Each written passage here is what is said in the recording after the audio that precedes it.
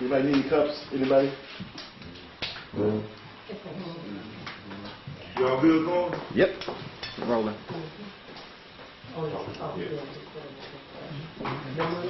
Hey, I see some familiar faces down here.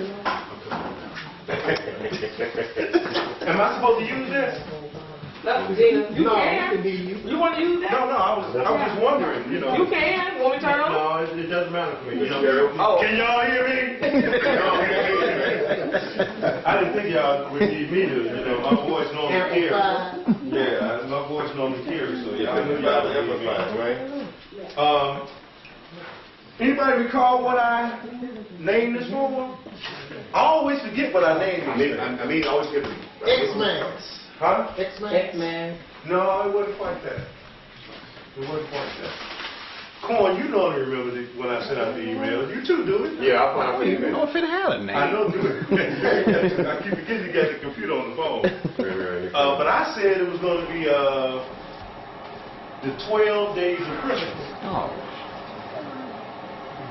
The 12 days of Christmas. Like on the first day of Christmas, my true love sent to me, right? And believe it or not, I was supposed to have a 12-day of Christmas rendition. But I only had a week to prepare for this because of other forms that I had to do prior, which means I had to rely on my notes. Or at least the beginning of my notes. And then we'll go straight into the articles, unlike the last one. But I was supposed to have... You didn't have a title. I didn't? Surely So didn't. You just said, join us this Saturday. Oh, she got it. Sure. To celebrate Christmas early, or are we really late? If Santa comes down your chimney, shoot him. Those are roasting on an open fire. The only gift worth accepting is freedom, and no one can give you that. 1225 equals 10, the number of the creator, but is that their birthday? Do you really want to go Christmas caroling? I don't think so. If you ain't got no papers to go with that tree, it don't belong in your house. Could you repeat that part again? If you ain't got no papers to go with that tree, it don't belong in your house. Ah, absolutely. That's for the young people. No, not quite. They call weed trees. If you ain't got no paper to go with that tree, don't bring it in your house. It don't belong. The tree don't belong in it. In other words, if you can't smoke it, it ain't got no business in your house. Period. It's much more than what we think.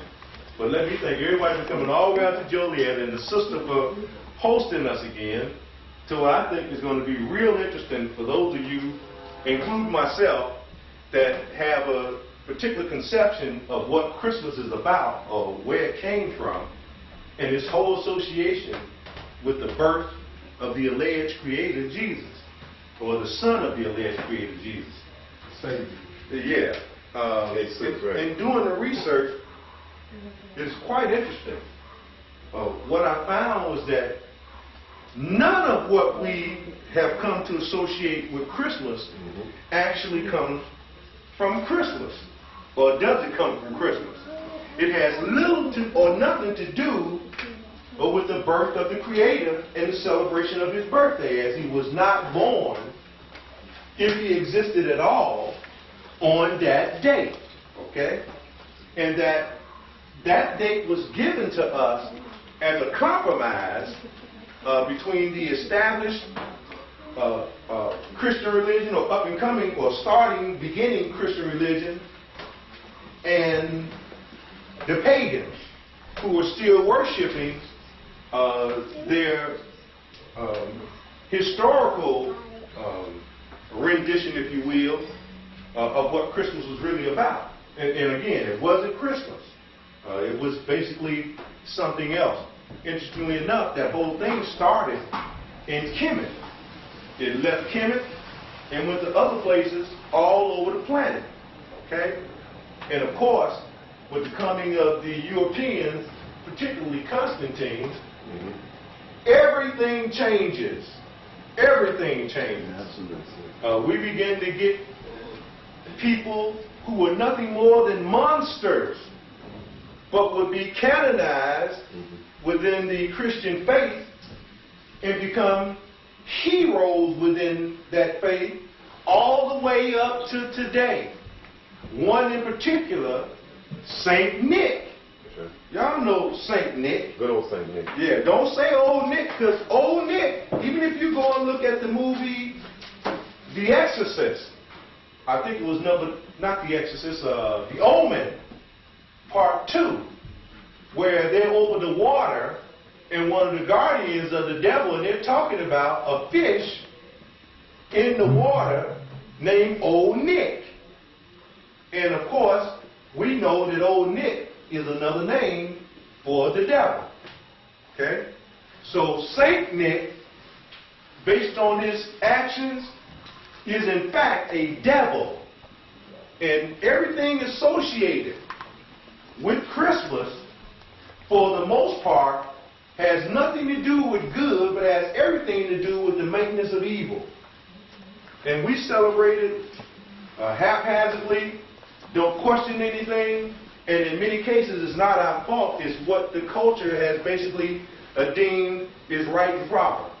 But so much in this culture that we celebrate has been deemed right and proper, and nothing can be further from the truth. So that we get the 12 days of Christmas. Interestingly enough, there were how many apostles? 12 apostles.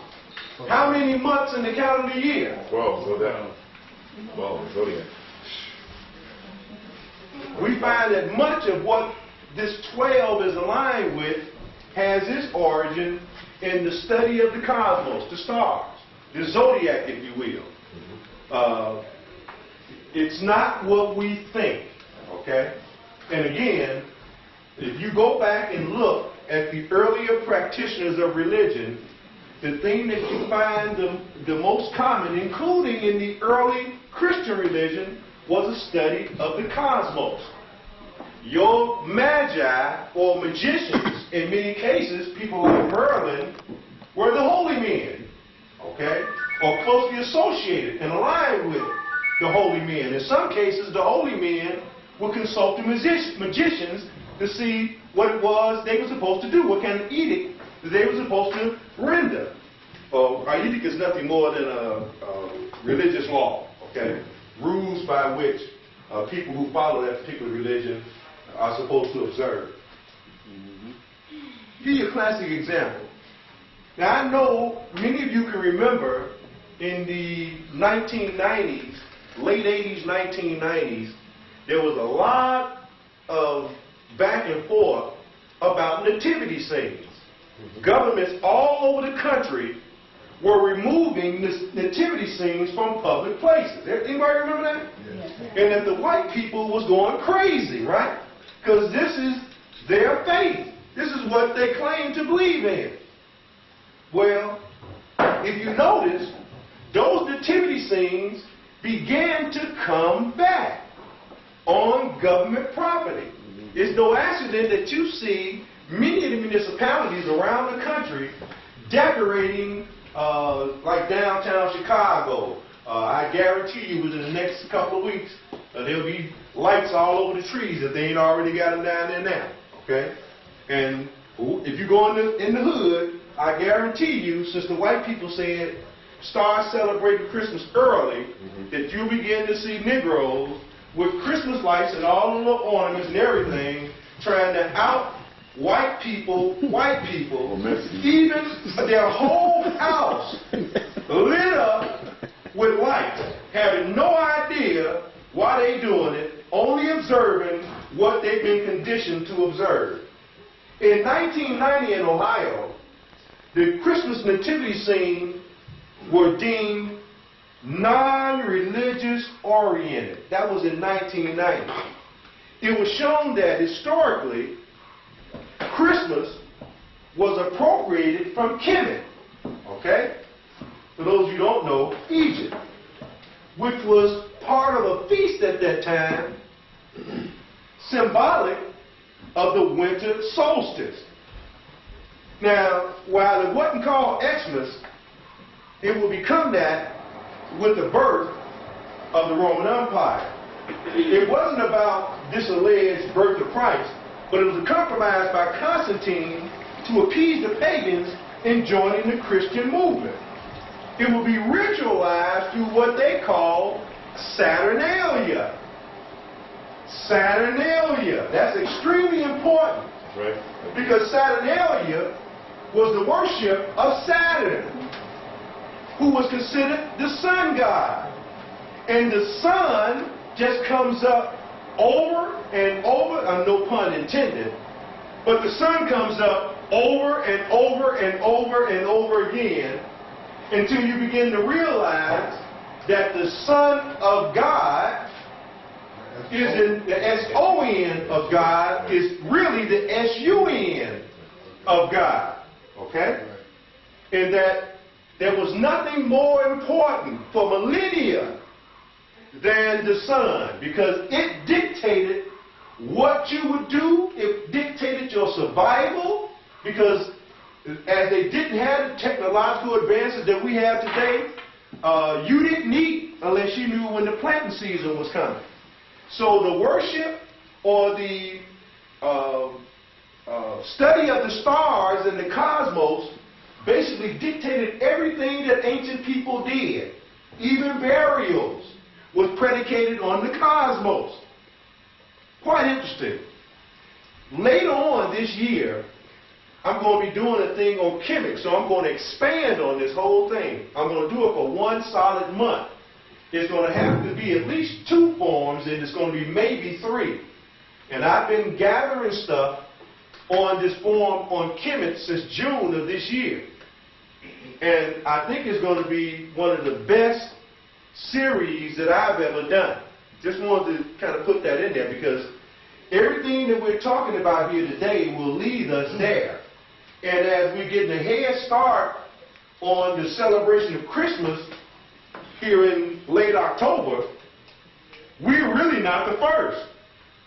More than a month ago, they said, talking about the powers that be in this country, that they were going to start to celebrate Christmas in September. Well, that's interesting, because what's the term of birth? How long does it normally take? 9 months. The term of birth is normally 9 months. What is the 9th month of the year? September. If you study numbers, you will know that the 9th month is completion in numbers. I've said for some time that that is in fact the birth of so-called Jesus. If Jesus in fact existed, it would have had to have been the 9th month of the year. And doing the research here, I find other people saying that that's in fact the case. Okay? So it's quite interesting how that 9, no matter how much I try to get away from that 9, and those of you who've been around me this year know I've been stuck on that 9, or that 9 has been stuck on me. Even when we do the forum coming up on DNA, which is nothing more than a series of 9s, it comes up again. But back to this thing that we call Christmas. During Saturnalia, it basically lasted for a week, from December 17th to December, it was 7 days. What's 7 days from the 17th? 24th. The 24th, which would be what in terms of Christmas? Christmas Eve. So even with that, there is no recognition that the 25th has anything to do with Christmas, because that whole celebrational period ends on the 24th. Okay? Show you how they flip stuff. Because now we go from today we go from the 25th to the 1st. Right? And the 1st has significance as well, although it's not the significance that you want to celebrate. Okay? What's the 1st of January? New Year. New Year's. Well, that's not what it originally was. Okay? Huh? We'll get there. We'll get there. During this celebration of Saturnalia, all society was reversed. What I mean by that is the servants became the masters. The slaves became free. You had people getting drunk in the streets, having sex, whoever they wanted to have sex with. Some of y'all might want to go back to that period.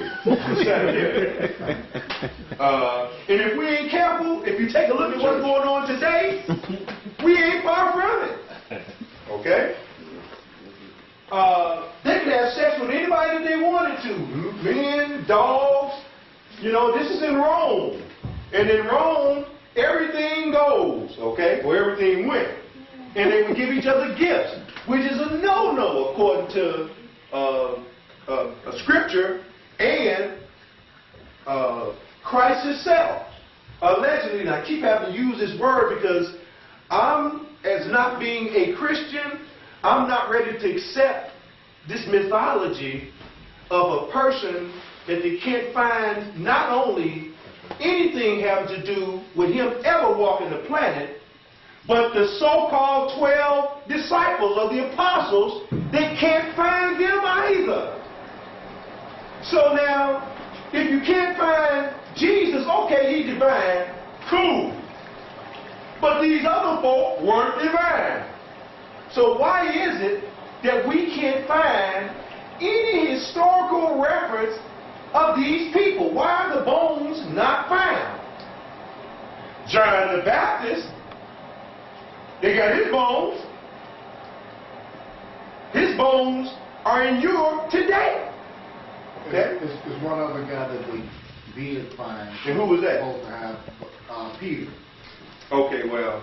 Peter's supposed to be under this place in the valley in which they built the Vatican City. Anybody ever seen it? No. Not that I know. Then, again, that becomes mythology. See? Because, trust me, when they came with the Shroud of Turin, how many of y'all heard of the Shroud of Turin? They didn't have that, did they? Because they wanted to try to make that real. And even that, even with carbon dating, they can't make the Shroud of Turin real. And that's supposed to be, for those of you who don't know, the burial cloth of the legs of Jesus, okay? But let me go back to Saturnalia. During that time, they would get drunk and, go out on the street and do all kinds of stuff and give each other gifts. And the tree that everybody wants to decorate and put into the house was really a symbol of fertility with German origins in terms of the European celebration of it. But the Germans, as we do the research, we find out that they too got the whole notion of the tree from Kemet, where the palm tree. And if you look in Egypt, if you really don't think of it as being Egypt, you will notice that it's like the Caribbean. Instead of having maple trees and oak trees, they got palm trees, right? And you can see them on all of the so-called Christmas regalia. You'll see palm trees. That's the tree that was used in Kemet during their celebration. And again, it wasn't about the celebration of Christmas. It was about the celebration of the winter solstice. When you hear about Romans decking the halls, deck the halls with Boughs of holly. Yeah, boughs of holly, right. Well, Romans decked the halls with garlands. And they put live candles in trees as decorations outside. Okay? We got things like the mistletoe. Right? Huh? Well, actually, I guess you can call it German because it really has its origins in Druid symbolism. And while it was a symbolic or a symbol of the Druid culture, it too was a celebration of the winter solstice. Okay? You've heard of things like the Yuletide season. Yuletide, right? Yuletide is Scandinavian. Okay? And it celebrates the return of the sun. Alright? So you can see almost everything that we've been told that really is supposed to mean one thing, all seems to come back to one common point, and that is its relationship to the sun. Alright? Interesting now because Mark and I talk about this from time to time. The sun has been on vacation for some while. You almost don't see the sun, and particularly for the last 4 or 5 years, when the sun comes out, it's hidden. Okay? Meaning it's behind clouds. Now it's daylight, but there ain't no sun. Okay? We got things like the Yuletide carols being sung by a choir, right? Folks dressed up like Eskimos, right? Well,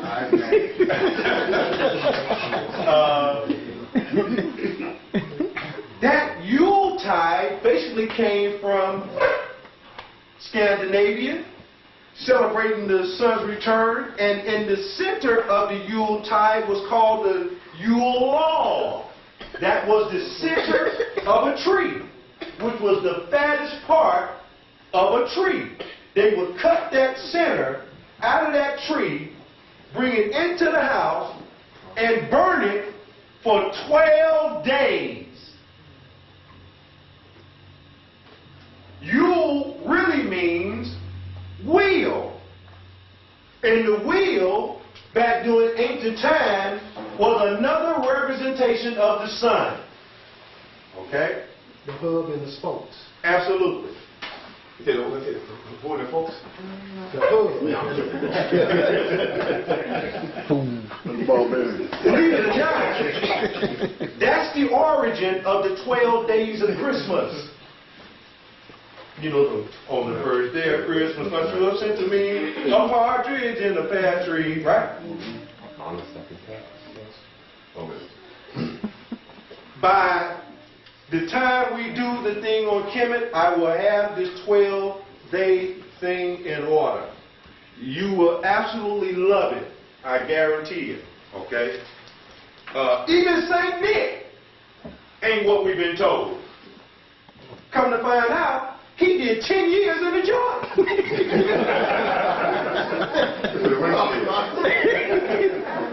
I kid you not.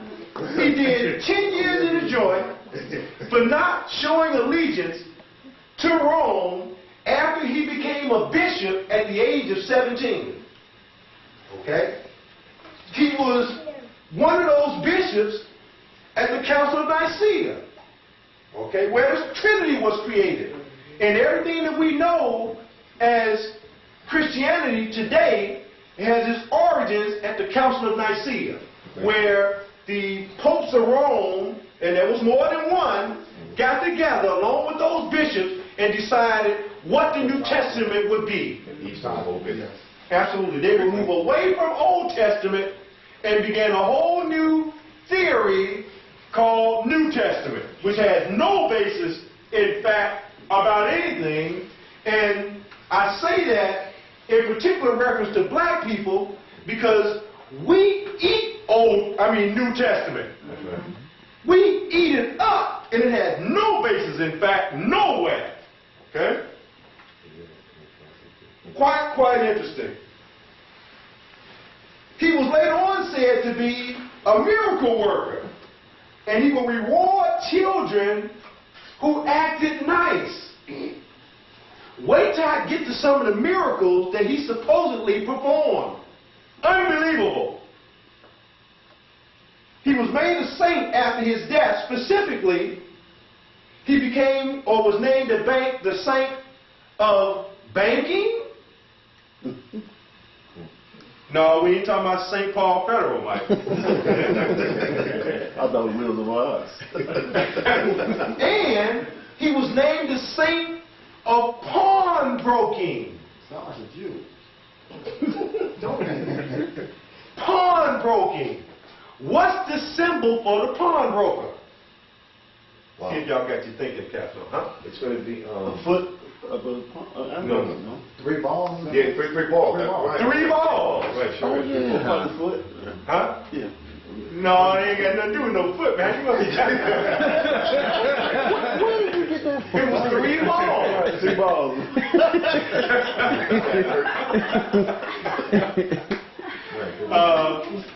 That 3-ball symbol is extremely significant. We will get to that in a minute. I mean, one guy hurt me.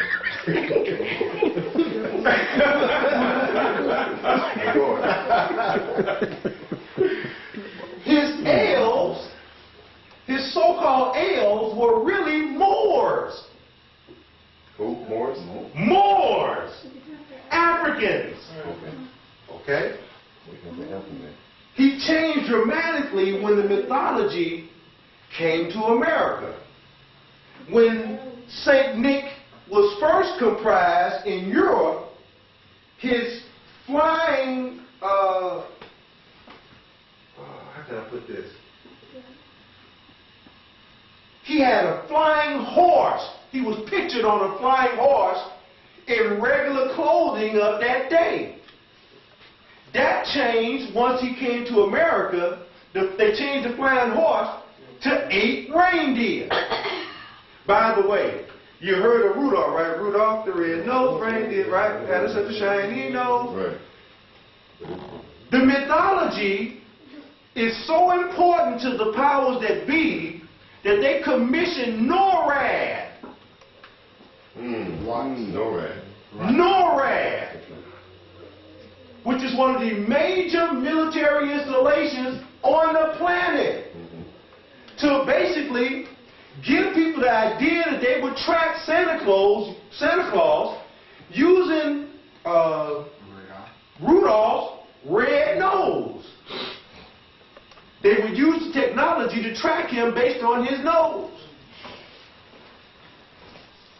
He was made into a little fat white boy, okay, with a white beard and a red suit with white fur trim once he came to this country. He really got large in the 1930s when he used to have a pipe. If you go and look at the old pictures of him, he has a pipe. Now, I don't know what's in it, but I find it quite interesting that Coca-Cola would commission someone to change Santa Claus and associate him with Coca-Cola, and in the 1930s, they removed the pipe and put a Coke in his hand. And so that became the picture of Santa Claus now in this red suit with the white trim, white fur trim, and they put the red hat on his head. They gave him a long white beard after the original St. Nicholas with a Coke in his hand. And I said that they went from the Coke in his pipe to the Coke in his hand. And what is the primary ingredient of Coca-Cola? Cocaine. I guess things really do go better with Coke, don't they?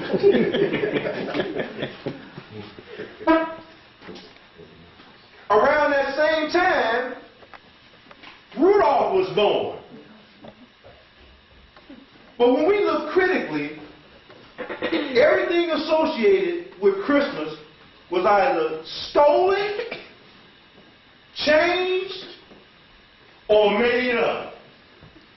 And now we're at the point where, to be politically correct and to try to maneuver their way out of the lie and back to the truth, they changed the Christmas, and in the early 70s, they made it X.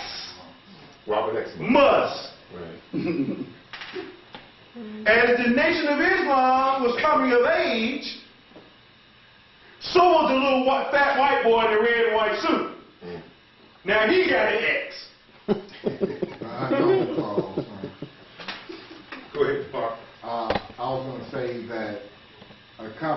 the reindeers was, Rudolph was 11 other reindeers.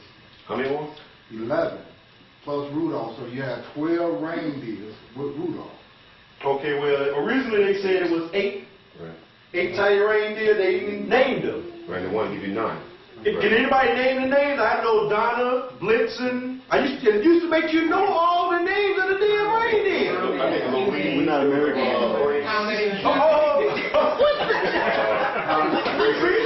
Y'all see? Yeah, oh, Ray Ray. They added Ray Ray and Shaniqua and all them later on. And why did they make them 12? After James Brown song. Those 3 are baby kids. Okay, okay. Small world. That's right.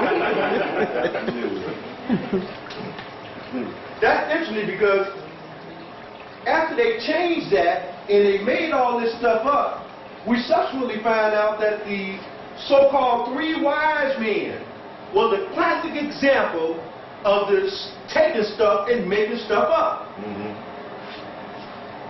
One of them, if they existed, and I always have to say that, interestingly enough, one of them was a Moor. But the truth is, they have no history. The Romans and Persians both celebrated a deity called Mithras. Mithras. I know it sounds like Christmas. Maybe that's for a reason. Mithras was the god of light and the only sun god. I was saying, is Mithras associated with Nimrod? Yes, no doubt about it. And Nimrod is also associated with Christmas also. Absolutely. We're going to get to that. And the evergreen. Huh? And the evergreen, too.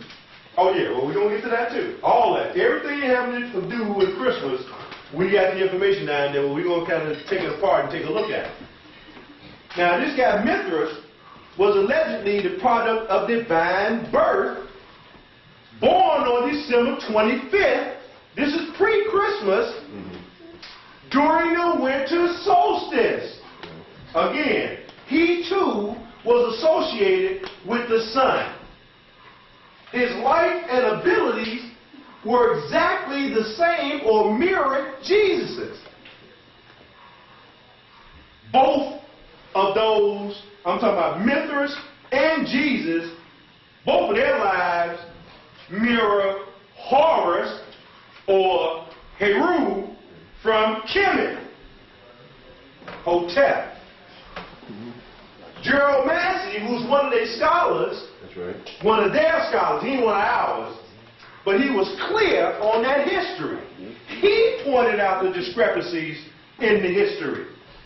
And when you examine the history of both, I'm talking about Mithra and Jesus, it's obvious that they are one and the same story, as well as Jesus and Heru. They're one and the same story. The only difference is, as with Mithras and Jesus, they are both derivatives of Heru.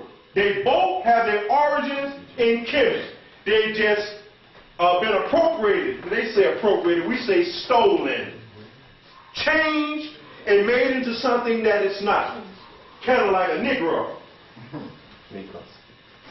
Yet, much of the history is the worship of the cosmos, particularly the sun. The cosmos and the zodiac are one. And therefore, our reliance subconsciously on both.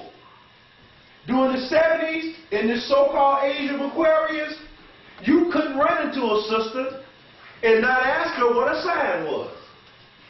That was part of the rap before rap became rap. You had to know her sign. And in many cases, you wouldn't deal with her if she was a particular sign. Am I right, brothers? Mm-hmm. Well, some of y'all lying. Y'all deal with it. If she was born in a manger, some of y'all What's your sign? We're both Stop sign.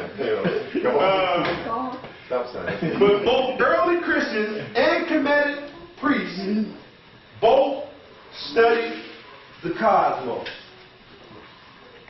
That's my introduction to Christmas. And today is October the 23rd.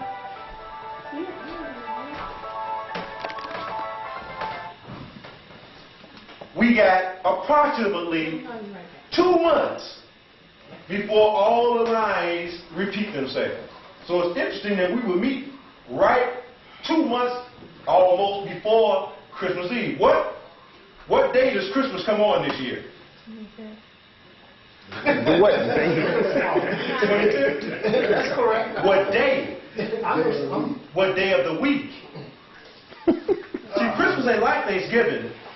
Thanksgiving was moved by Theodore Roosevelt. On Saturday. Yeah. Christmas on a Saturday, right? Right. So we are almost 2 months to the day That's right. from Christmas. Right. Interesting. Quite interesting. And we're going to begin to repeat the last, although I must admit, a lot of our people are waking up now. Oh, absolutely. And, they're not buying the madness. I remember as a kid, I know some of you probably can too, we would be put to bed early, knowing we weren't going to go to sleep. Right. Okay? That's right. Go to bed at 8 o'clock. Right. No, everything cooking, the turkey and the cakes and the pies and all that stuff being cooked. And you want the kids to go to bed at 8 o'clock in the evening on Christmas Eve. And we did.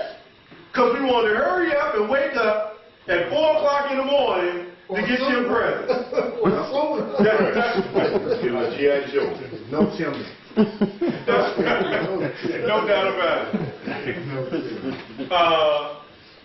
Big Tracy. I know a lot of us can remember the things that we got. And if you come up in a situation like I did, you didn't get nothing. Or whatever you got, you was glad you got that.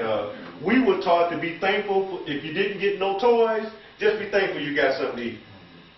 That's what we were taught, okay? And so many of my Christmases in a house with 5 other brothers was predicated on eating good for that time. Guess what? We back at that point again. That's right. Because a lot of folks That's right. ain't going to eat good this Christmas. I mean a whole lot of folks as we head towards the collapse of this system, and make no mistake about it. I keep telling you, if you think this system ain't going to collapse, watch. It's going to collapse. They're going to bring in that cashless society and that whole thing. And again, all this is associated with the things that we celebrate. And all last week on RTV News, they talked about America just collapsing. It's all they talked about. All last week. But I'm not listening in the media, CNN. And, That's right. But they just mentioned it. They got a total whiteout Right. on what's really going on around the planet right now. The white people are going stark raving mad. Right. It is with good cause. That's right. Because they understand now that their government has been taken over by something else. That's right. And so what they're doing is systematically putting these people in poverty. Many of these people have worked all their lives, and the government now comes out and tells them not only are you not going to be able to retire in this coming year too, because the pension funds in this country, the governments don't have the money to put into the pension funds. So they're using the pension funds without a lot of people's knowledge to pay the daily bills. That's happening in many municipalities, okay? And I know. In Britain and England, they just announced a couple of days ago that they are broke. They officially announced we are broke, and we have to make certain measures in order for us to function as a government. So they're about to start, do a lot of cuts. Absolutely. They call it austerity. That's coming here. As soon as the elections is over, you're going to get some austerity. Well, I think that it goes without saying, history doesn't rewards all research, and no system has ever lasted forever. That's right. And in fact, there's I think it's an Asian economics professor in Texas somewhere, said he predicted the collapse of the communist economic system. And he said thing is right on its coattail. You probably talking about Adrian Salducci. Yeah, that's it. He said this one is right on its coattail. Yeah. And it's easy to see. I have to monitor a lot of those guys, from Gerald Salenti to Adrian Salducci to, I mean, there's about 7 or 8 of them that I monitor consistently just to see what they're going to say. I find Gerald Salenti to be, and he's not necessarily a economics type person. He basically deals with trends. He do what I do. He do the research, and then he comes out based on the research and gives an analysis as to what is probable to happen next. Okay, he's excellent at what he does. Oh, one other thing, Rob. I mean, Illinois has got a $13 billion budget. They haven't paid into pension funds in years. The pension funds are... That's right. What? No. That's right. People who live in Illinois who have a pension, like a teacher, fireman, et cetera, you know, guarantee you're going to be getting that sucker in the next 3-4 years. And they haven't shown the capacity to raise money outside of getting money the way they normally do, which is taxes and getting money from the federal government. They have not come up with any other alternative method. What they've tried to do is to privatize their way out of it, but the level of debt is so great that they can't privatize. There ain't enough to privatize, okay? So you'll see this happening all over the country. Everything is being privatized. In short, what we're headed toward is what the kind of system that Santa Claus and the early Christians lived in. They call it fascism. That's what you call it, totalitarianism. Totalitarianism was nothing more than fascism without the corporations. So the earlier governments were totalitarian because there were no corporations. Now you're talking fascism, where the corporations basically take over everything, including your government. That's why, again, much of the government stuff is being privatized. But let's go back to Christmas, and one of the things that we mentioned was Saturnalia. And we pointed out that Saturnalia basically had its origins in the worship of Saturn. Here's what it says in Encyclopedia Mythica. Encyclopedia Mythica. This is from pantheon.org. Okay? Pantheon.org. They say this article was created March 3rd, 1997. Okay? They say the Roman god of agriculture, concerned with the sowing of the seeds, he is regarded as the father of Jupiter, Ceres, Juno, and many others.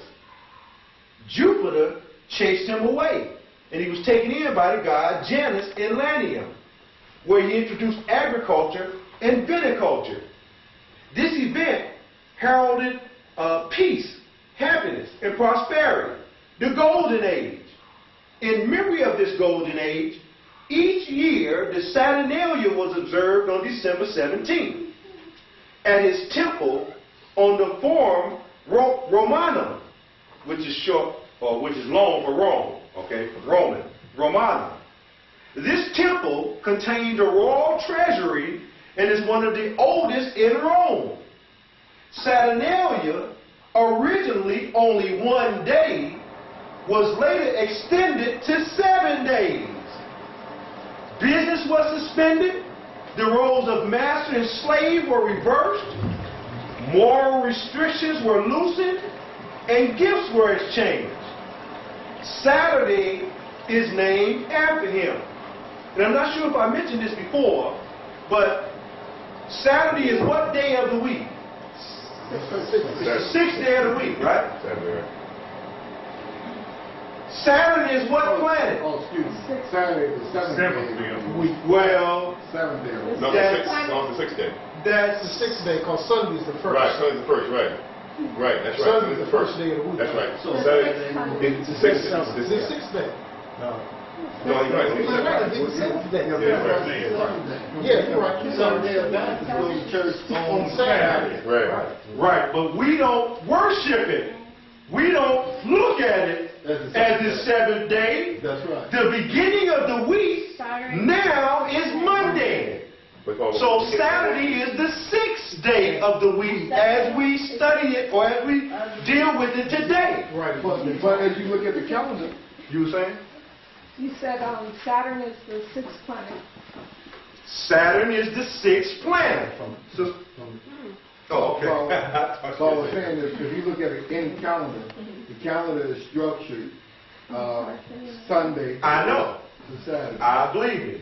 And if you look at and talk to any person, they will tell you the first day of the week is what? Monday. That's what I'm saying. We know what is. We saying what is. Okay? Very good. If that makes sense. A lot of sense. A lot of sense. And there was six. It's the sixth planet. It is the sixth day of the week. And what's the other six? The Mercury beast. That's a myth. There's actually 18 or 9. The six is the 3 sixes is not evil. It's like the 13. That's not evil. That's right. Now that's been appropriated, turned upside down, and made you to accept something that's really not. So it's not about 666. That's completion. That's completion. Okay? That's a good thing. That's not a bad thing. I'll come back to that other 6. I'm running the blanket. Maybe I need to drink a little bit of wine. You said what planet you mean? Yeah, I know Saturn is the 6th planet. Okay. Saturday, all which comes from Saturn, is the 6th day of the week, and there's one more 6. How many suns surround Saturn? Is it? No, I'm just saying because I think Saturn is one of the planets that have multiple suns around it. I'm not sure. I got a question, Robert.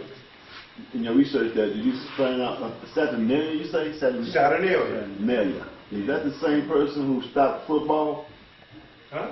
Because his name is similar to that, and I'm not sure if it's the same name or not. But in football, original football was kicking people's heads around the field. And that guy Saturnalia, I think, when it stopped that. I didn't run across that, but I run across some stuff that's equally sick. You mean Jupiter and Uranus and Neptune and you talking about those? No, it's another. It'll come to me. Okay, wait. I just took a sip of wine, so I know it'll come.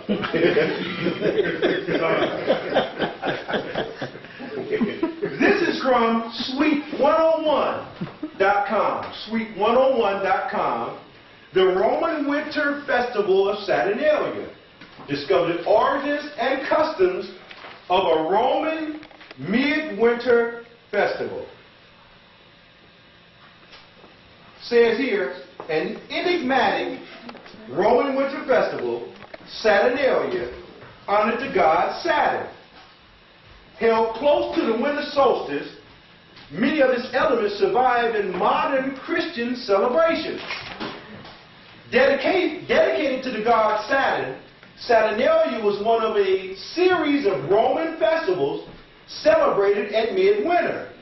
The festivities lasted for a week, normal life being suspended in favor of eating, drinking, and giving gifts. Saturnalia continued to be celebrated beyond the Christian era. Saturnalia was an Italic Hellenic hybrid celebrating the bounty of the harvest and the good things in life while propitiating the dark and threatening forces of winter. Saturnalia was ancient and predated the foundation of Rome. The festival was instigated by Janus. What month was named after Janus? January. It was instigated by Janus in gratitude for Saturn's legendary introduction of agriculture to Italy. The name Saturn is believed to derive from the Latin word for sowing, satis, S-A-T-U-S. Saturnalia was only one of several harvest festivals celebrated in December.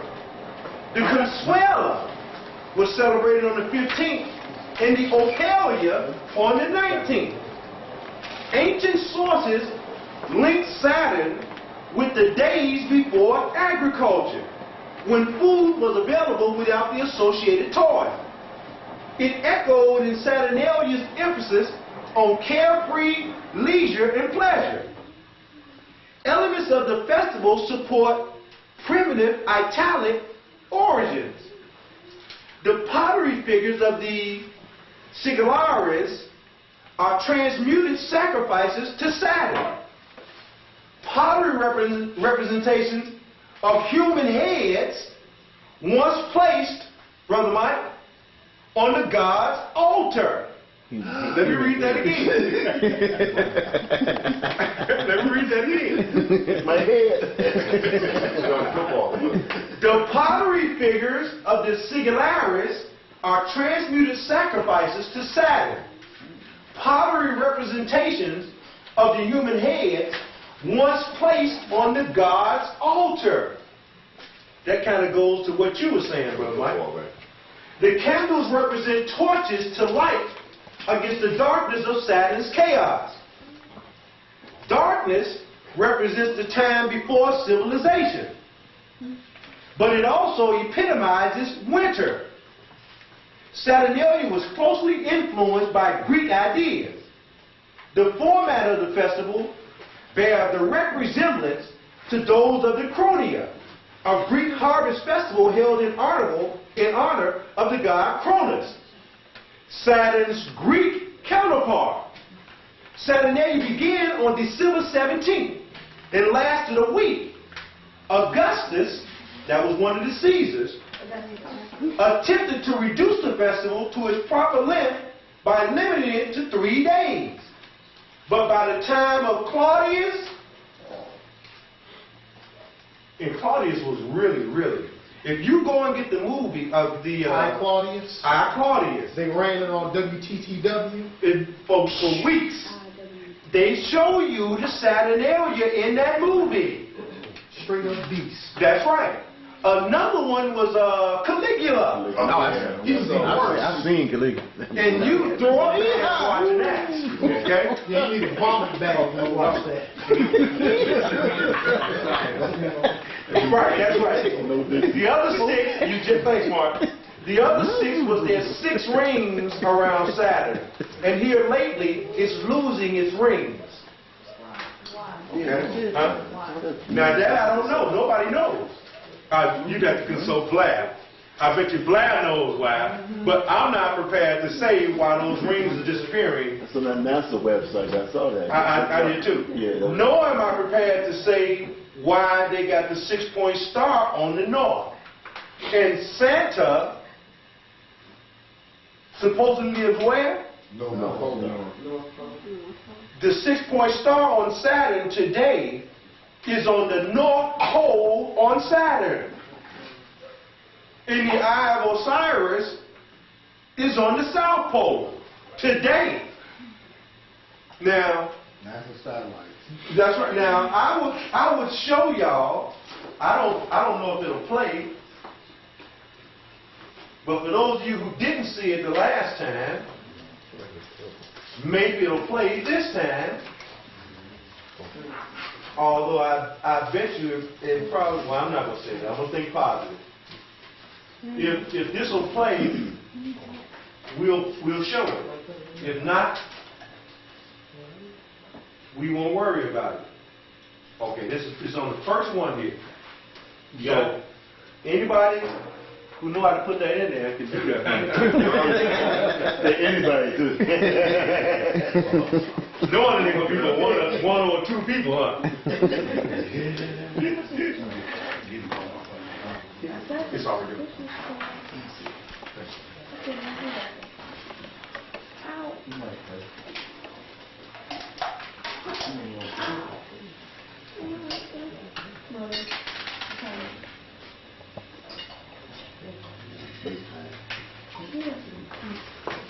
And for those of you who haven't seen this, when I tell people about this, it just literally blows them away. They can't quite figure how does this happen. And I'll be honest with you, other than some fictitious account that some scientists said could be the possibility of why this thing existed. Nobody really knows how this 6-point star got on Saturn. It wasn't there. It was only there. It's been there for 20 years now. It wasn't there prior to 20 years. So it's going to play, huh? Did that other thing come up there in the corner? It didn't come up, did it? It's not reading. Okay. All right. Certain ones to read. Okay. What about on the computer right there? Maybe the computer, What about the computer right there? it will play on Gina. Oh, it'll definitely play on the computer. There you Yeah, go. it'll play on, that's where it comes from. But again, somebody got to put that in there. Gina. Let's see it. In the meantime, I'm going to go on with this. Let me go back here 1 second. Because I think you're going to find this quite interesting. Oh, what?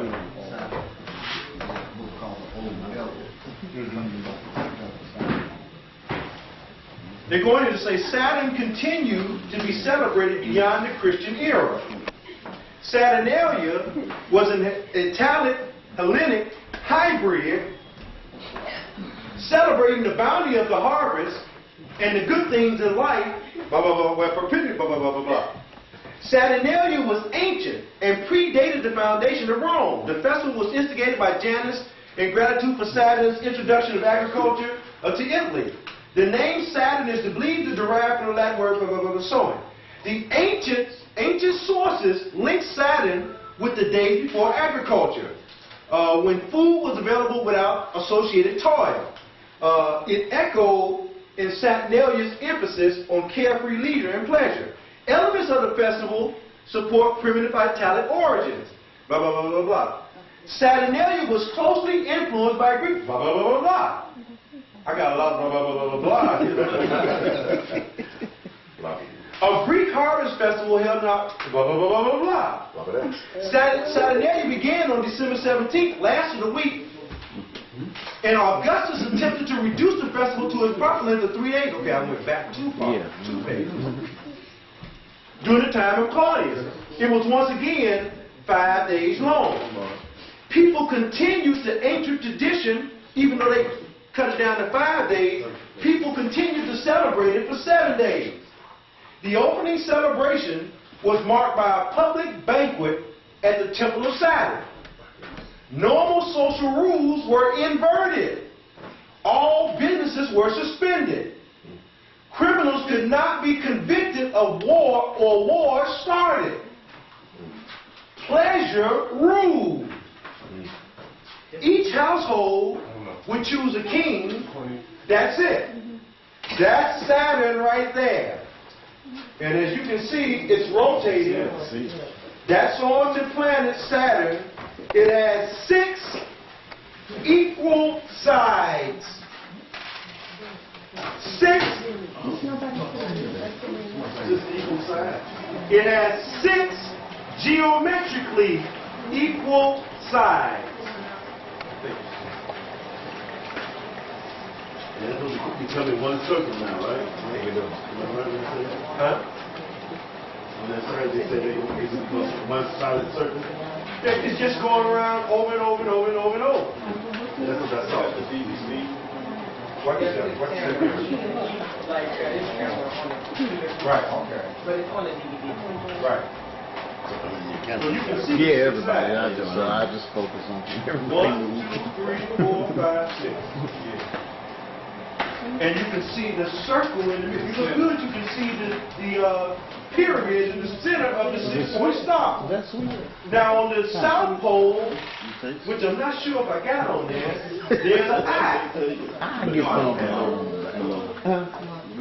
On the South, but if you go to NASA's website, they will show you that eye on the South Pole. And so what you really have is the history of ancient Kemet on the planet Saturn. That's the eye of Osiris. That eye that you see in the pyramid on the dollar bill. Okay? So just start to that you might want to see that, Glass Sister has a computer down here. And if you go and take a look at it on your computer when you get a chance, you will find that it's in color. And you can see it much better than what I'm showing here. Okay? Much better. But I'm going on. They go on here to say, slaves will be served by their own masters. Even wearing the traditional slave's hat, the pileus. The time was spent playing games, gambling, eating, and drinking. Gifts were also given, comprised of pottery figures called sigilla and wax candles. Traces of Saturnalia's festival still remain. At the Feast of Fools, the Feast of Fools, held on January the 1st. Oh. That's when they took down the tree, right?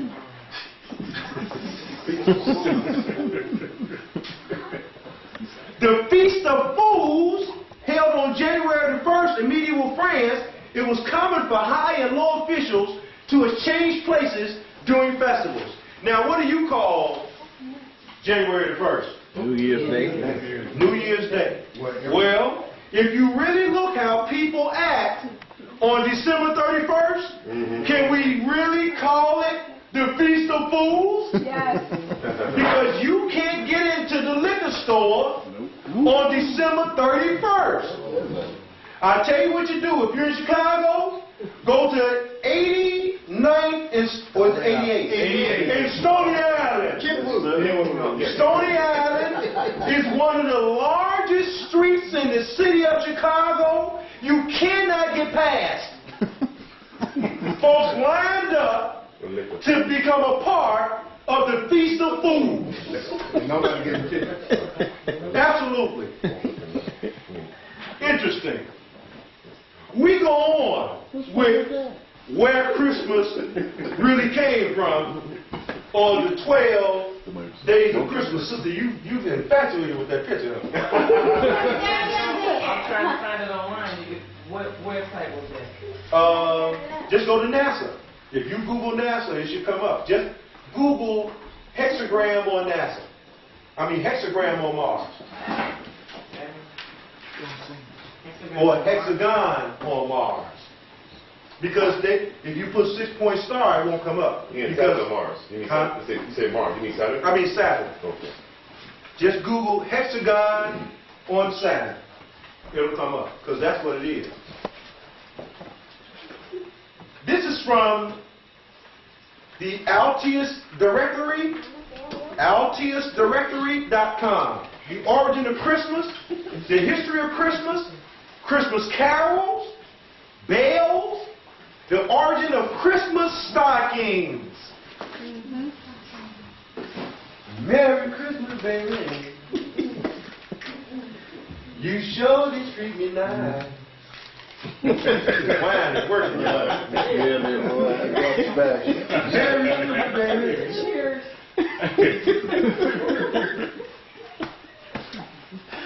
You sure did treat me nice. You could see him with a glass of something in his hand when he made that song, right? Give me a diamond ring for Christmas.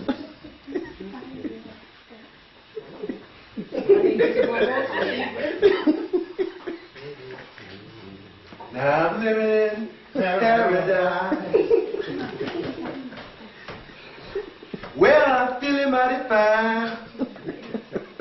Got good music on my radio. Right? There we go. Call James Brown. No, Charles Brown? No. I thought it was Hamilton. No, Charles Hamilton? It may be Charles. The original? Charles Brown? The original? Yep. They say here, this is from altiusdirectory.com, origin of Christmas, history of Christmas, Christmas carols, bells, origin of Christmas stockings. They say here, prior to the birth of Jesus, December 25th was celebrated in Rome to honor their god Saturn and mark the second birth of the sun god, with people exchanging gifts and priests carrying wreaths of evergreens bought in procession. So you can see they just come right out. They ain't even playing no more here. Now they get serious. Through this book, or through his book, Chronography, written in 221 AD, Sextus Julius Africanus popularized December 25th as the day Jesus was born. Initially, feasts and celebrations were not part of Christmas festivals, as many people believed that it was sinners and not saints who celebrated their birthdays. That's in Scripture. Wait. You said what year was this? 221 AD. Would you repeat that last phrase, please? Sinners and saints. Initially, feasts and celebrations were not part of the Christmas festival, as many people believed that it was sinners and not saints who celebrated their birthdays. You're not supposed to celebrate your birthday, and you're not supposed to celebrate his birthday, if he existed. In Constantinople, Christmas feast was introduced in 379. It made a silent exit in 381 with the resignation of Gregory of Nazianzus, and was reintroduced in 400. During the Middle Ages, ivy, holly, and gift-giving formed a part of Christmas. Christmas carols gained prominence during the High Middle Ages. In 1611, when the Bible became accessible to the common people, because Bibles weren't really mass-produced, only the well-to-do and the so-called clergy had Bibles. Okay?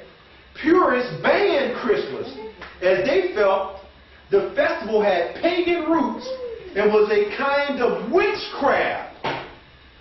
Near the end of the 19th century, when other Bible versions began to appear, there was a revival. Near the end of the 19th century would be what? That would be the late 1800s. So you can see that's not exactly a long way away. Most people didn't celebrate no Christmas. Okay? There was a revival of the celebration of Christmas. Christmas trees found its origins in Germany. They symbolize life, good luck, and fertility. Good luck. That's right. Grow all year round. Used to worship the Yule god. Initially, oak trees were used for outdoors, but later, people in Germany took them inside and started decorating them. In England, the first Christmas tree was sighted at Windsor Castle in 1841. In the U.S., the Christmas tree became popular in the 1800s. Rob, why did they take the trees inside other than to decorate them? You know why they took them inside? That was it. No, that wasn't it. Go ahead. They took them inside because they thought that would help keep the sun there and it would stay warm. That's really it. You gotta be brilliant to think that you're brilliant. That's what they thought. Now, what other religion doesn't celebrate birthdays? What religion? Jehovah's Witnesses. Right. Yeah. That's right. Well, I'm going to tell you something. They don't celebrate birthdays. The Jehovah's Witnesses are the closest group of people to what Scripture says is supposed to be than any other group of Christians that I know of. Okay? That's right. They don't celebrate any of that stuff. That's right. That's right. That's All right. no holiday. They don't care if you like it or not. That's right. They still going to show up at your door every Saturday looking for them quarters for you to get, what's the name of that magazine? Watchtower. The Watchtower. And the Awake. Absolutely. The Sleep Tower. with not a black person to be seen in them anyway. Of course not. Everything in them is no white people. Okay? But then again, I can remember coming up and going into my mother's closet, because that's where the Bible was kept, with all the old water bills and all the old Pictures. yeah, everything was put in the Bible. It was like a bank. Right. People would take their old important papers and they would put them in the Bible. Social Security, That's right. Social Security cards and everything. Birth certificates. Right. Yeah, that's right. She's in the next room.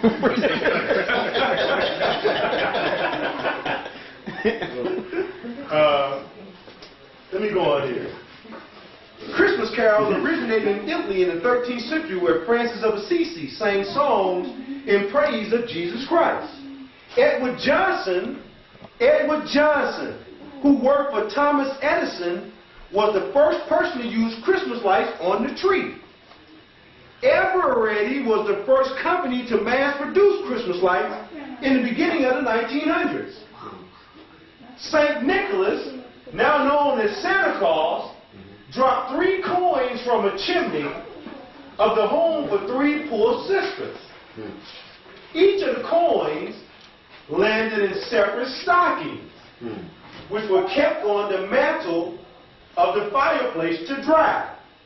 From then on, tradition of leaving stockings near the fireplace or window of the room or even the Christmas tree started. That's one version.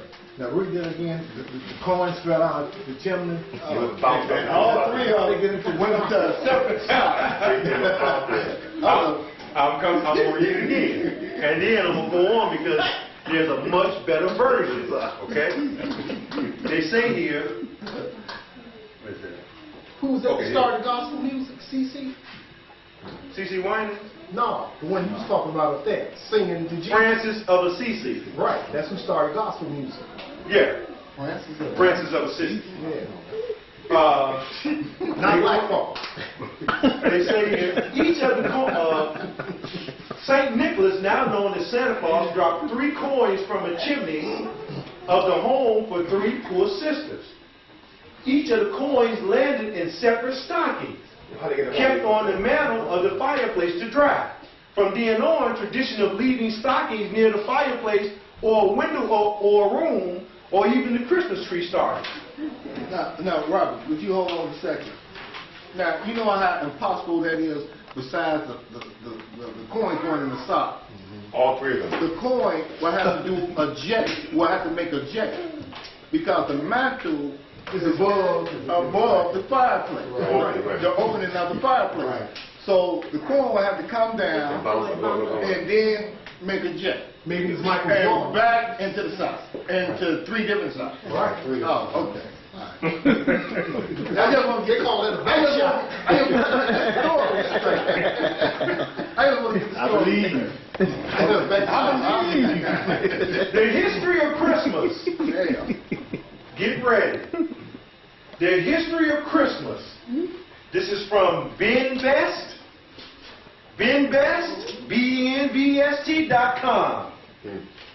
Ben Best is the CEO of the Cryonics Institute, which is headquartered in British Columbia. What is cryonics? It's freezing the body.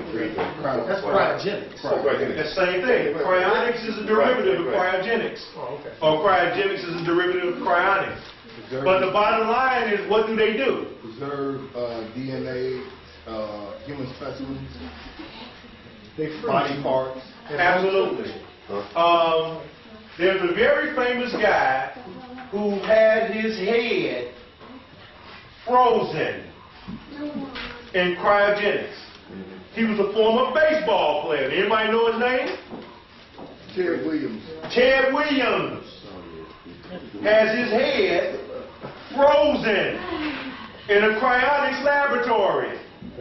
Because when they developed the technology to bring him back, he wants his head put on another body. This is the theoretical notion of cryonics. This is real. And people pay thousands of dollars to have this done. Right now. Yeah, 112, the same thing, that's thousands. They had to get cut off from their body and frozen. They may have their whole body frozen. In some cases, depends on how much cash you got. Yeah. Right. How much Okay. you freeze. So they'll freeze your body. Okay? When you dead. Okay, well, the organs, all your organs don't die with your body when you dead, your organs. That's right. But let's just say you dead and now your organs are dead. Okay? They couldn't retrieve your organs. So they gonna cut off your head, freeze it after a certain period of time when your body dies, and then hopefully they can put you on another body and bring you back to life. That's the theory behind cryonics. Well, back in the day, they had a term called free you tag in. Okay, I know. And that's a whole nother lesson. But anyway, let me go on with this because I know brothers gotta get up out of here in a minute. This is a very, very interesting article. Quite a few pages. I'm gonna start on holidays and sun worship. Okay? Holidays and sun worship. They start with Yule, but I'm not going to start. Well, let me give you a little bit on Yule. The word Yule may come from the Anglo-Saxon word Jewel, G-E-O-L, or feast, applied to December. Geola, feast month. Or it may come from a North-Saxon word meaning wheel, referring to the seasonal cycles of the sun. Here we go again, with everything associating itself with the sun. Or it could have come from the Scandinavian Jule, J-U-L, who was the god of sex and fertility. So here's the thing. Most of us have sex in the dark. The sun is supposed to be symbolic of sex and fertility, but it's all about life. Okay. Y'all might want to get up early in the morning and take care of your business from here on out instead of trying to wait till 2 or 3 o'clock in the morning Yes, to get things done. Open the shades, huh? Absolutely.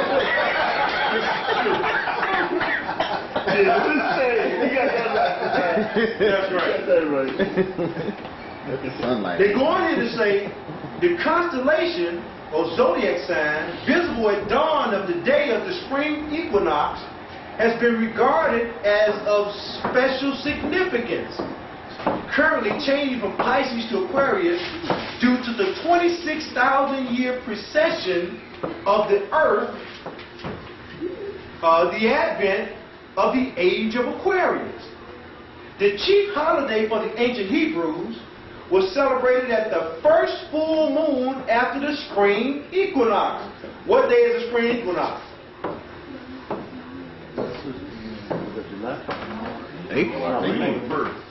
Huh? March 21st. We'll come to it. Although this holiday was originally a celebration of spring, it was later celebrated in remembrance of the Exodus from Egypt and was called Passover. Let me go back and read that again because I know we got some Christians in the audience and they think Passover is about something totally different from what you really know it is. Now, well, I'm feeling mighty fine. Boy, did you get a little bit of that wine, Mike? Man. Said I want to kiss you, baby, while you're standing neath the mistletoe. Right? Check this. The chief holiday for the ancient Hebrews was celebrated at the first full moon of after the spring equinox. Although this holiday was originally a celebration of spring, it was later celebrated in remembrance of the Exodus from Egypt and was called Passover. The holiday entered Christian celebration by the fact that Christ was reputedly arrested and crucified at Passover, because Christians insisted that Easter should be celebrated on a Sunday.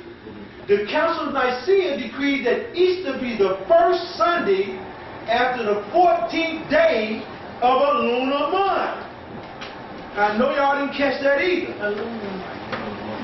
A lunar month. L-U-N-A-R. Back in the dark. Lunar. Having to do with what? Moon.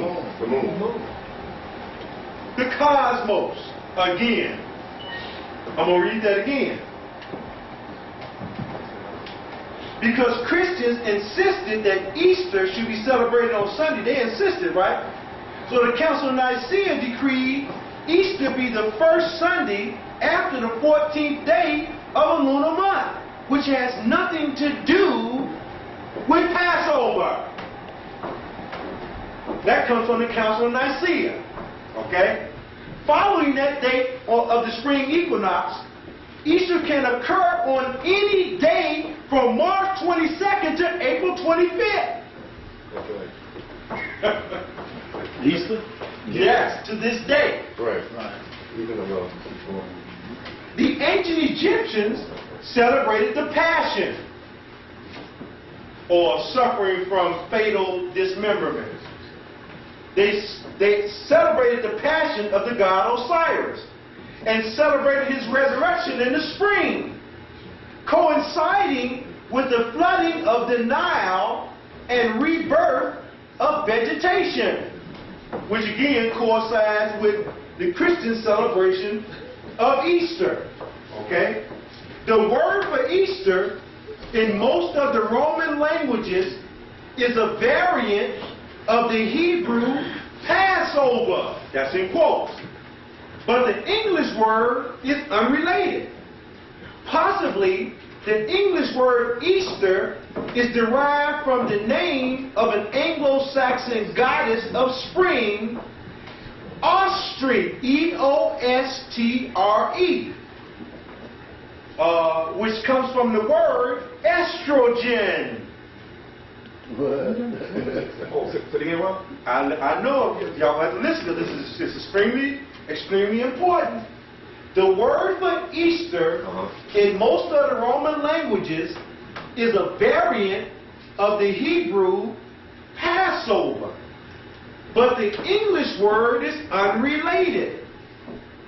Possibly the English word Easter is derived from the name of an Anglo-Saxon goddess of spring, Ostre, E-O-S-T-R-E. The source of the word is estrogen. Now, what do they talk about women have more problems with today? That's right. Don't they? Men. Oh, estrogen. And don't they, what do they say when a woman's estrogen levels are off? What is she going through? Oh, yeah. Interesting. So in other words, you got to pass her over, right? I'm telling you, this is what they're saying. Okay? You got to pass her over because she's going through menopause.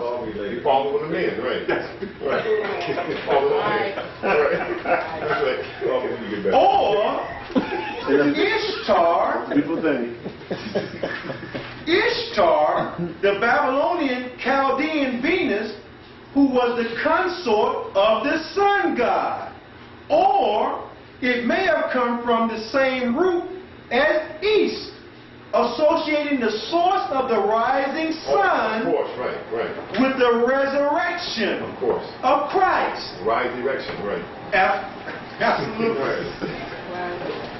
Sunrise service, painted eggs, and rabbits have all symbolized rebirth and fertility in spring celebrations from the ancient times. Of course, right. Mother's Day Uh-huh. is also most often in the spring, another possible association with fertility. The celebration of the Nativity of John the Baptist is another attempt by the Catholic Church to assimilate pagan holidays for converting pagans to Christianity during the first millennium A.D. It gets much deeper. It gets much, much deeper. The autumn equinox occurs around September 23rd. But it is over a month later that the impact of the falling leaves and dying vegetation is most noticeable. Ancient Aztec autumn celebrations or celebrate their deceased ancestors who resemble European pagans honoring the souls of the dead Like Halloween. and their ghosts at the end of October. That's right, Halloween.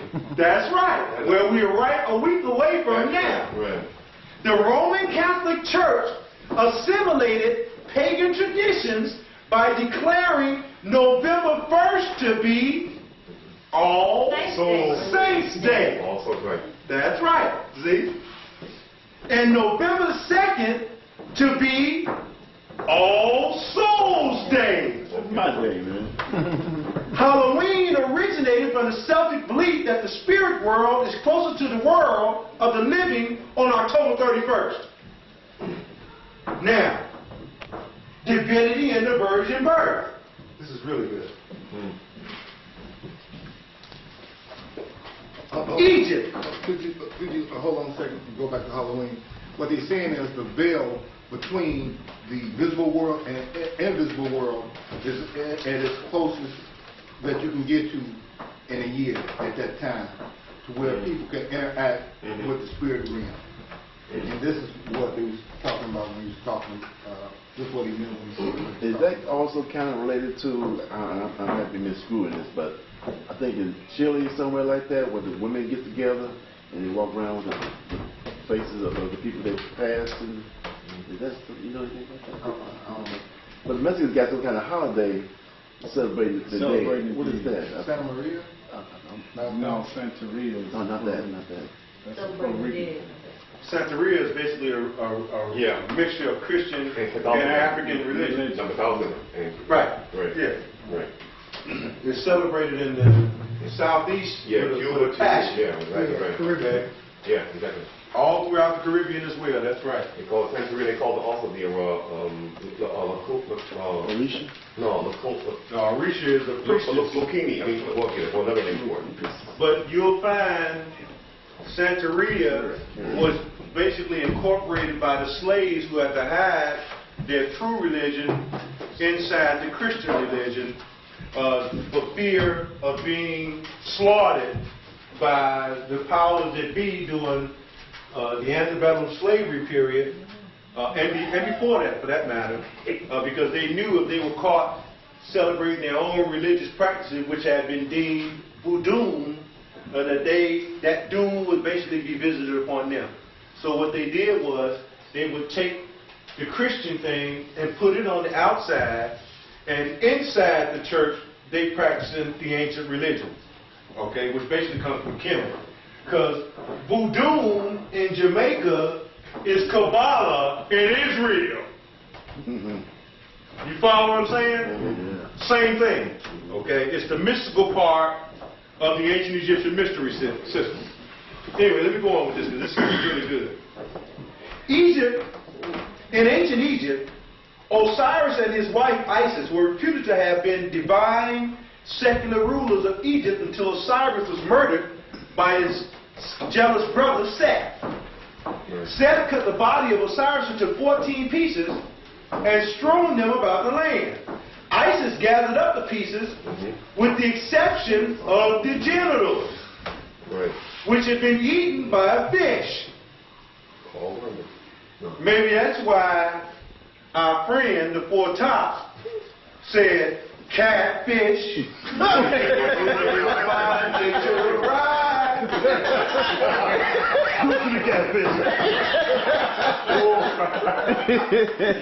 Celebration. Catfish was a name, right? Dancing was a claim to fame, right? Oh, she was amazing, right? She got everybody gazing.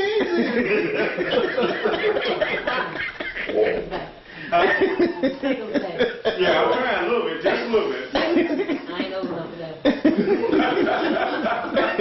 Well, that was a jumping song in this day.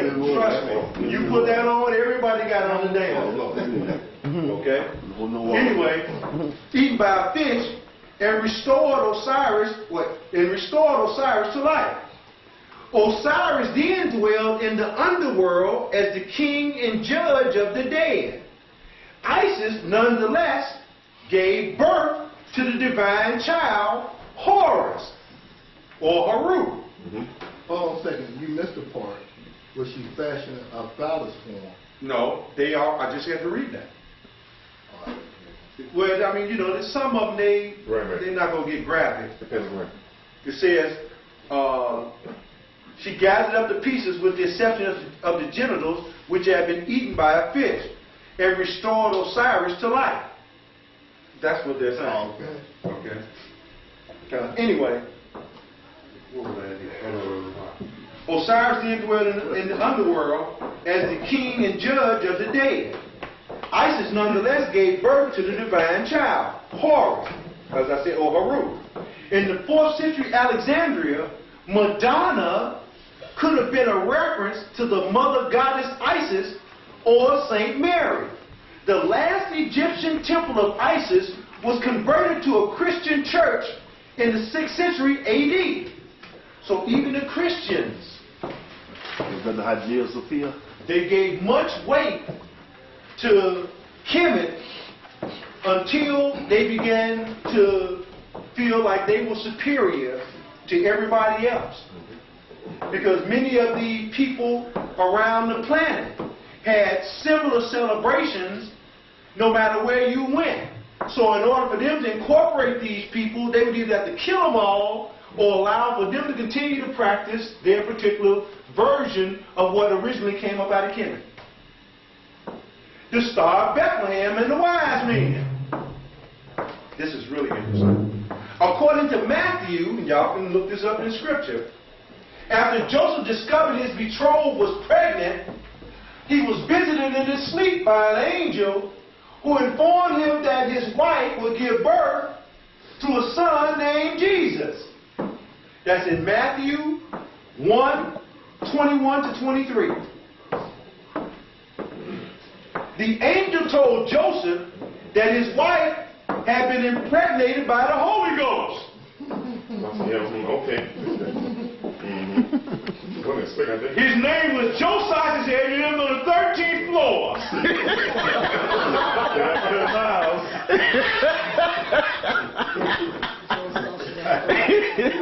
Because if you buy that, then I got something to say to you. Okay?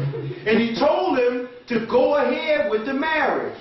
Only Matthew mentions wise men and the Star of Bethlehem.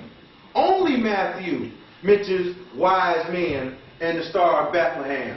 In Matthew 2:11, he described the wise men as entering a house rather than a stable, and finding a child rather than an infant. So King Herod ordered the execution of all children under the age of 2. So Joseph and Mary fled to Egypt with Jesus. After Herod died, the couple relocated to Nazareth because they do not think it's safe to return to the Bethlehem area again. According to Luke, Jesus was born in a stable and visited by shepherds, not wise men.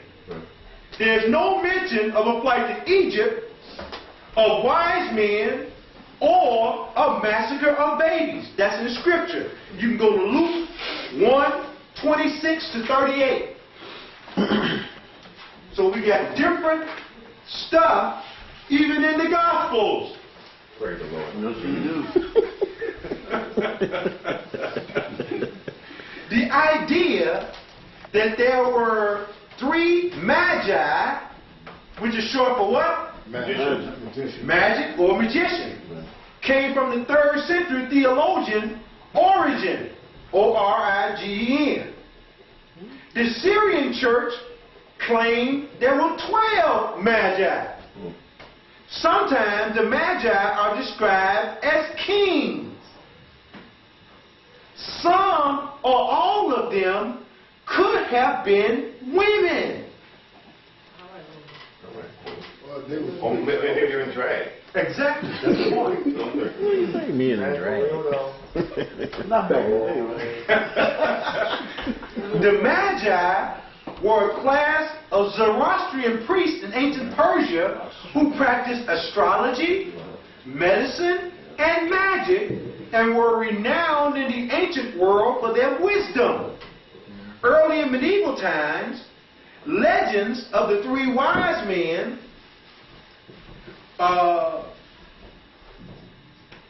said they were the product of artistic imagination without grounding in historical documentation, but are treated as seriously as other Christian traditions, meaning there's no historical record of no three wise men. And Scripture itself contradicts the accounts because the Gospels were nothing more than spoken traditions passed along. Well, DC papers added. That's all it is, man. Okay? They're going to say, without any historical treated as serious, blah, blah, blah. Melchior was an elderly Arabian king with a long white beard who brought gold. Balthazar was a young Moor, allegedly one of the three wise men, right? They never told you that the brother was in there. Maybe Balthazar was the Holy Ghost who got in there and impregnated old girl. Oh, no. Holy Ghost. They said he brought some myrrh. Oh, man. Okay? And the third one was Casper. Not the Holy Ghost. Or Gasper. He was a man from Far East, and he brought frankincense. That's genetically altered incense. You know they call it frankenfoods? Genetically altered incense. Christmas in ancient Rome. It's going to get better and better. Saturn was the Roman god of agriculture, after whom Saturday is named. Saturnalia was the most popular of Roman holidays with Mardi Gras like street celebrations. Originally, it began with a celebration on December 17th, the birthday of Saturn, the Roman god Saturn. December 17th to December 7th, it was later extended to December 17th to December 23rd. And finally, extended to end with feasting on December 25th, which they termed Sol Invictus, meaning what? Solstice. That's right, the winter solstice again. Halls were decked with evergreens. There was an exchange of gifts. Romans paraded the streets wearing masks and animal skins during Saturnalia. Brother Mike, this is what you were talking about, the Hispanics do down there. Similar celebrations were held at Collins, K-A-L-E-N-D-S. The Roman New Year festival held January 1st to January 5th. People stayed up on Collins Eve to celebrate the New Year with drinking and singing. Slaves were relieved of their duties and parties as equals with their masters. Mock rulers were part of the entertainment. In 64 A.D., the Roman Emperor Nero is believed to have started a fire in Rome. Y'all heard about Nero burning down Rome, right? Nero blamed the Christians for the fire, beginning a Roman policy of persecution that lasted for 200 years. To avoid persecution, Christians decked their homes with holly. And the second bishop of Rome in 130 A.D. declared that the nativity of Christ should be celebrated during the Saturnalia period. The ancient polytheistic religions of Egypt, Persia, Babylonia, and eventually Rome consolidated their pantheons of deities under a single primary god, usually a sun god, S-U-N. Right. The Egyptians believed in a transubstantiation of their sun god, Ra, into a disc-shaped wafer that could be eaten in a sacred ritual. Catholic Church, man. But Sacrament. The sacrament. They got another name for that. communion. Communion, right. That's the flush of Jesus. Absolutely. But actually now you're seeing where it originated. It had nothing to do with the white boy. Okay? And they admit it. That's why I like, when they admit this, I love it. They go on to say, the Persian Mithra, or Roman Mithras, the god of day or light, or was the god of day and light, and the only son of God of heaven. It gets even better. Just get better. Absolutely. Mithras was a divine being born of a human virgin on December 25th, the winter solstice by the Roman Julian calendar. His birth was watched and worshipped by shepherds. As an adult, Mithras healed the sick, made the lame walk, gave sight to the blind, and raised the dead. Before returning to heaven at the spring equinox, Mithras had a Last Supper with 12 disciples, representing the 12 signs of the zodiac. Does this sound familiar at all? Like Jesus was the last one. This is pre-Jesus. That's right. Okay? Jesus. Mithraism included Zoroastrian beliefs in the struggle between good and evil, symbolized as light and darkness. Mithraism was like an ancient fraternity. What would you call it today? A fraternity. Spell No.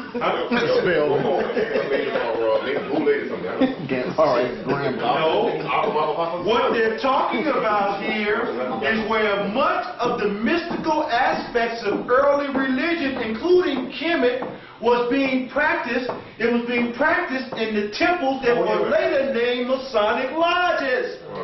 Absolutely. This is why they're talking about it acted like an ancient fraternity. Ancient fraternities were the Masons. A mystery cult open only to men, which had 7 degrees of initiation. How many? 7. Okay.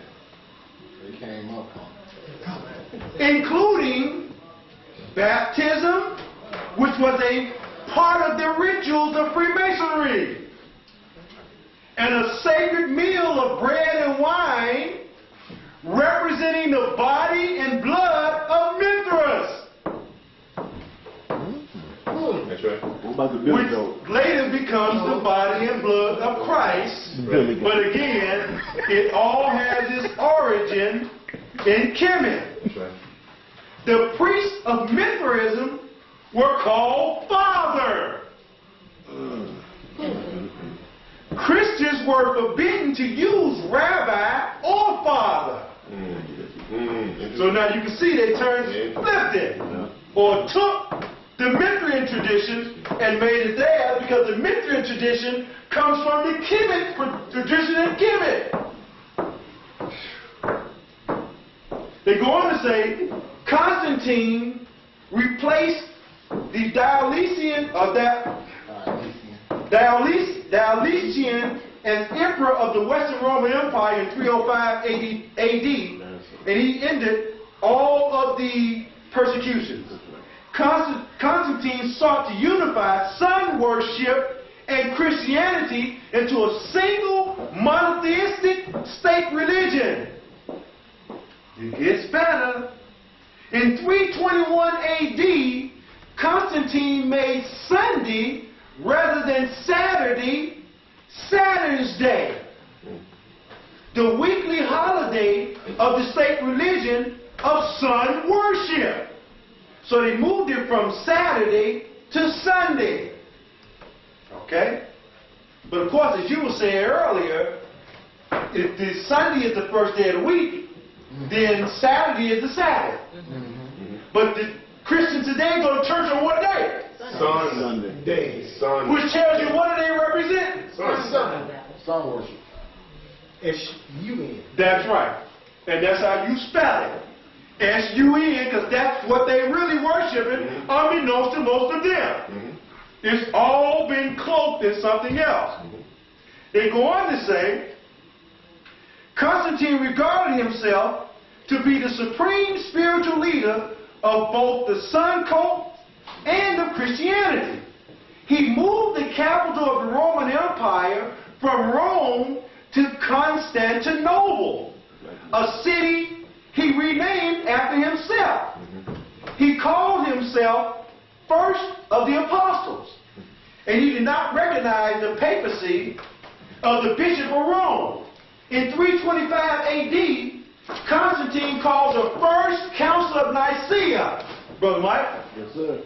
to resolve controversy and establish Christian orthodoxy.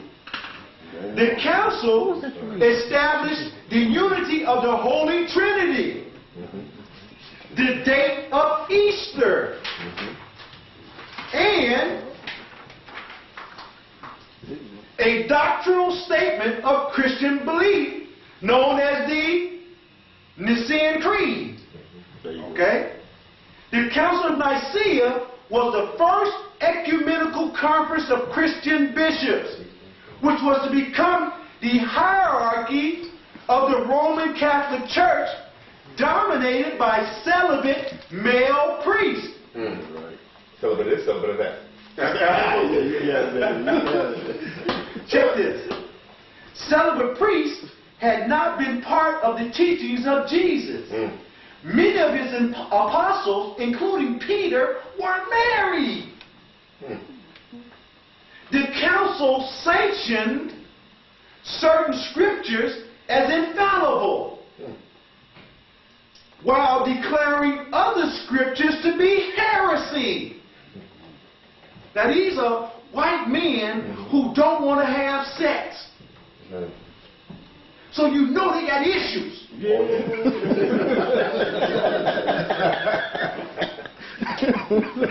you know they back straight, right? You know they walking straight up, right? They ain't got no other choice. All this shit in their back. This is why they removed them. They created the Trinity based on them. Right. That's right. That was rejected. Something briefly. When they deified Jesus, and the only woman in the whole theology of Christianity that they pay homage to is Mary. His mother, right? That's it. They blame Eve for the fall of man. So this is the reason why they retract, because there was only one woman that's been worthy all this time, and that's supposed to have been Mary. Right. And she didn't lay with her. She's supposed to have not laid with a man in order to become pregnant. So they elevate her, and that's it. All other women, and that's another reason why they did that is because they got changed. The polarity had changed from a feminine principle because we was worshiping the female deity. We coming to that. They began to worship the male deity and demonize the female. They were jealous of the woman. They wanted to have a baby too. In large part, that's why the church is out of order today. That's right. Because the church is predominantly women, presided over by a male who comes from this particular mindset. That's right. Okay? Preach. And no, I can't. And this guy's pimping all over the world. That's right. Most of them, with all due respect, well, no respect to Bishop Eddie Long. Okay. And most of them have serious issues. That's right. And they have to be in the presence of a lot of women, because many of them have never learned how to respond when in the presence of men. Understand what I'm saying? They don't know how to respond to men. they can only respond to that which they think they can dominate based on their scripture or their ideology. So the woman has to be lesser because that's what he's teaching. Right. So she happier to see my pastor playing for little boys. Huh? Listen, I'll put it like this. Most sisters who go to these churches where the homosexuals are predominant, they know those men are gay, Oh, yeah. but the sisters are like this. They want to see shiny stuff. They love to see that brother bling.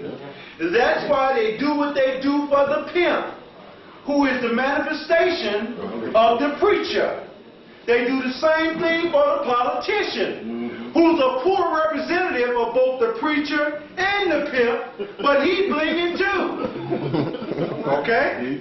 So, and this is why I say there's very little difference between these four P's. That's right. The pimp, the preacher, the politician, and the policeman. Amen. All of them, which one I missed? No, Mark. Okay. Yeah, I knew where you were going. I ain't going there. That's what you're talking about is Master P.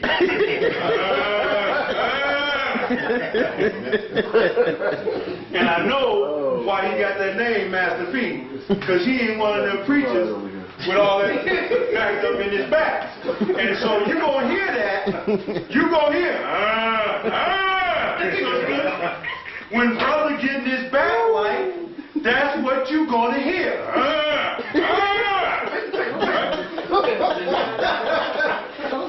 That's the power of Master P. And the power has no limit. Can't get any woman. Brother Don? No limit. Master P? I got it. Y'all hard to please. Too much.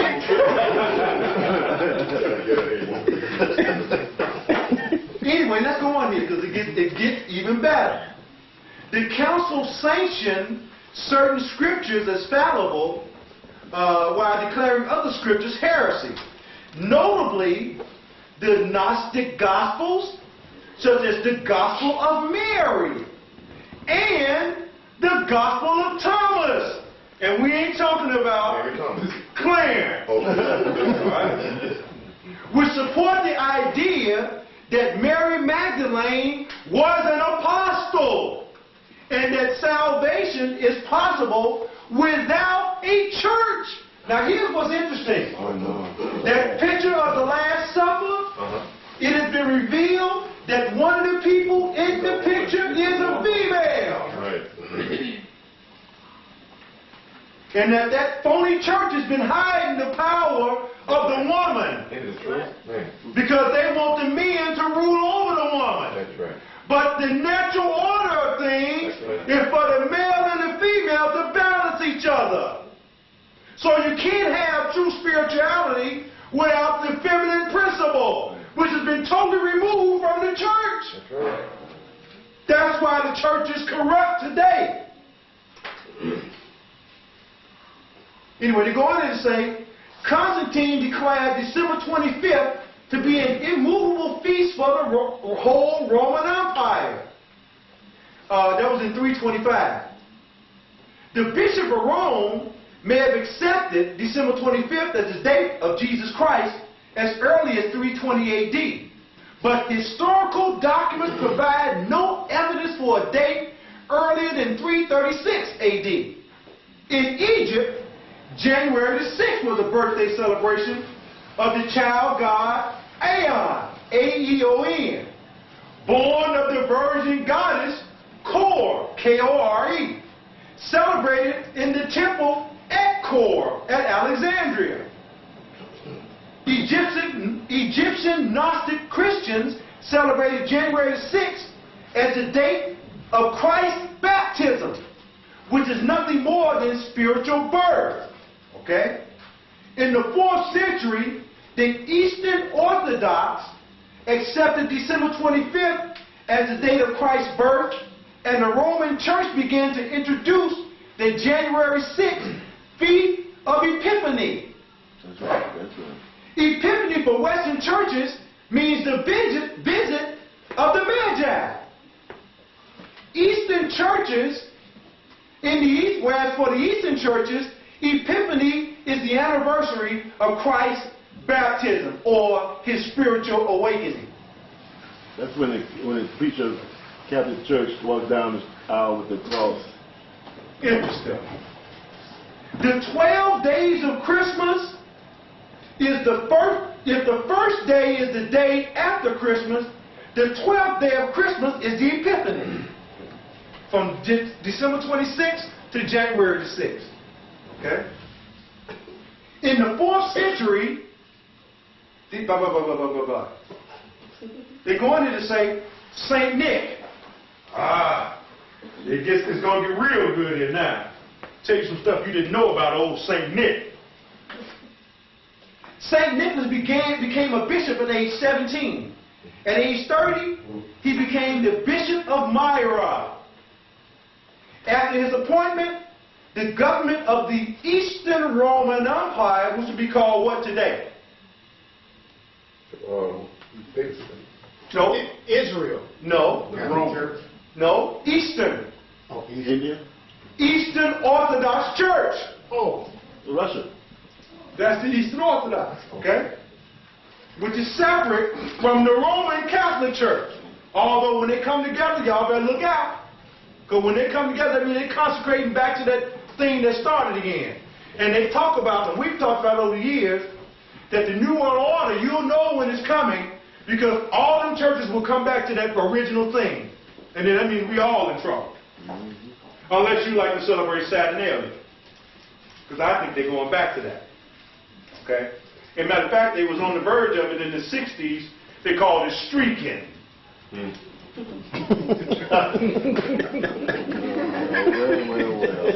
Seriously. After his appointment, the government of the Eastern Roman Empire jailed all Christian bishops who did not publicly sacrifice to the gods of Rome. This is where St. Nick went to jail. He did a prison term. They're going to say, Nicholas remained in prison for nearly 10 years. So Santa Claus got locked up. Santa Claus did a beating. Santa Claus did a beating. You know what I'm saying? That's where they ate the children at, right? He did a 10 spot. You laugh. Check this. Until Constantine conquered the East. Nicholas was a vigorous opponent of Arianism, the belief of the Alexandrian bishop Arius that Christ was created by God and therefore independent of God and inferior to God. According to Arius, Jesus Christ had not existed before God created him, and Jesus prayed to his Father in heaven, to whom he was subordinate. Constantine wanted the Council of Nicaea in 325 AD to resolve the bitter conflict in the Eastern Church over Arianism. Nicholas. Headlines. Oh, Ron. Huh? You told me Arius was a brother. Huh? You know Arius was a brother. No, I didn't. That's right, that's right. So Arius was a brother? Yes, it was. Interesting. It was fair time back in the day. That was fair. All right, beloved.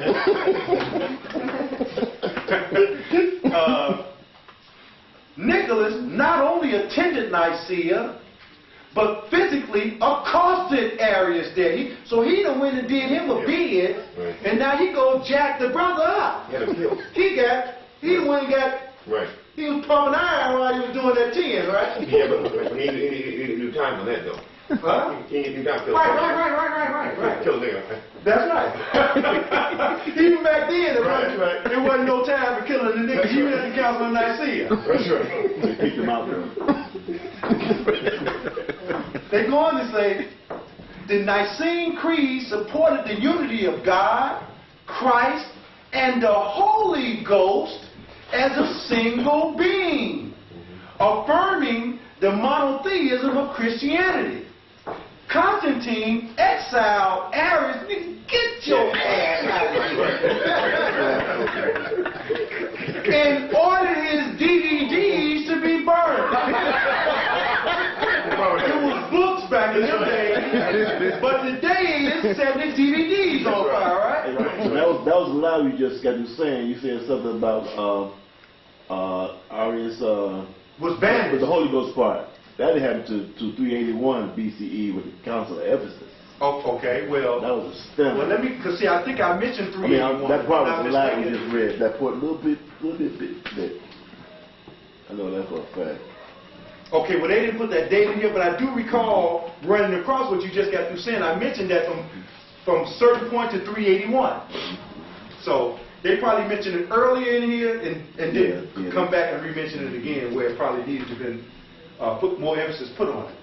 But anyway, let me go on here. Nicholas became the subject of many legends. This is really interesting.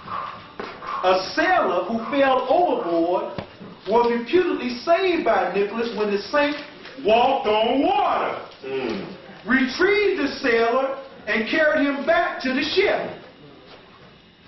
After an innkeeper had robbed and dismembered some students, Nicholas reputedly reassembled them and restored them to life. Nicholas took pity on a poverty-stricken family with 3 daughters who faced the threat of being forced into prostitution because they had no wedding dowries. For 2 daughters, he crept up to their house at night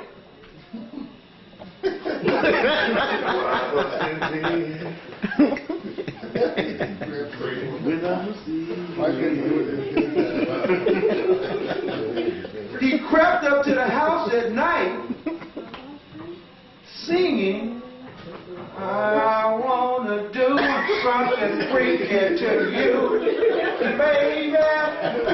Oh, baby. I want to do something freaky to you right now. Oh, baby. Old Saint Nick, Mr. Devil himself.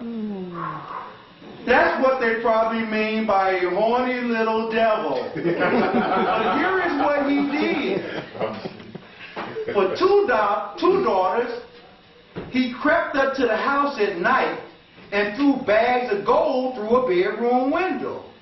For the last daughter, he threw a bag of gold down the chimney, which landed in a stocking she had set by the fireplace for drying. My last $2. Don't want to lose. My last $2. I don't want to lose. But Nick is giving up them $2 to them 2 chicks. Right? And y'all take $1 apiece. Because remember that, they get ready to go prostitute, right? To make some money. So Nick said, I got $2 for you here. After 10 years in the job, he's 27 years old. He got big juice because he done attended the Council of Nicaea. So you know he's going to spend them last $2. But he don't want to lose them, right? Anyway, he goes on to say here, he threw the other bag down the chimney, which landed in a stocking she had set by the fireplace for drying. Nicholas was noted for his generosity with children. He would reward them with treats if they had studied their catechism and behaved well. Nicholas was the patron saint of school children and sailors. The bones of Saint Nick lay in the tomb at Myra until 1087. Remember, he was named the bishop of Myra early on. The Turks took over Antioch in 1084, and Myra was no longer in the hands of the Christians. Okay? They confiscated, the bones would subsequently be confiscated by 3 ships of sailors and taken back to Bahrain. In 1089, Pope Urban II consecrated a shrine for the relics of St. Nicholas. The legend made him so popular that more European churches bore his name than any of the apostles. He was made patron saint of Greece. That's from his prison days.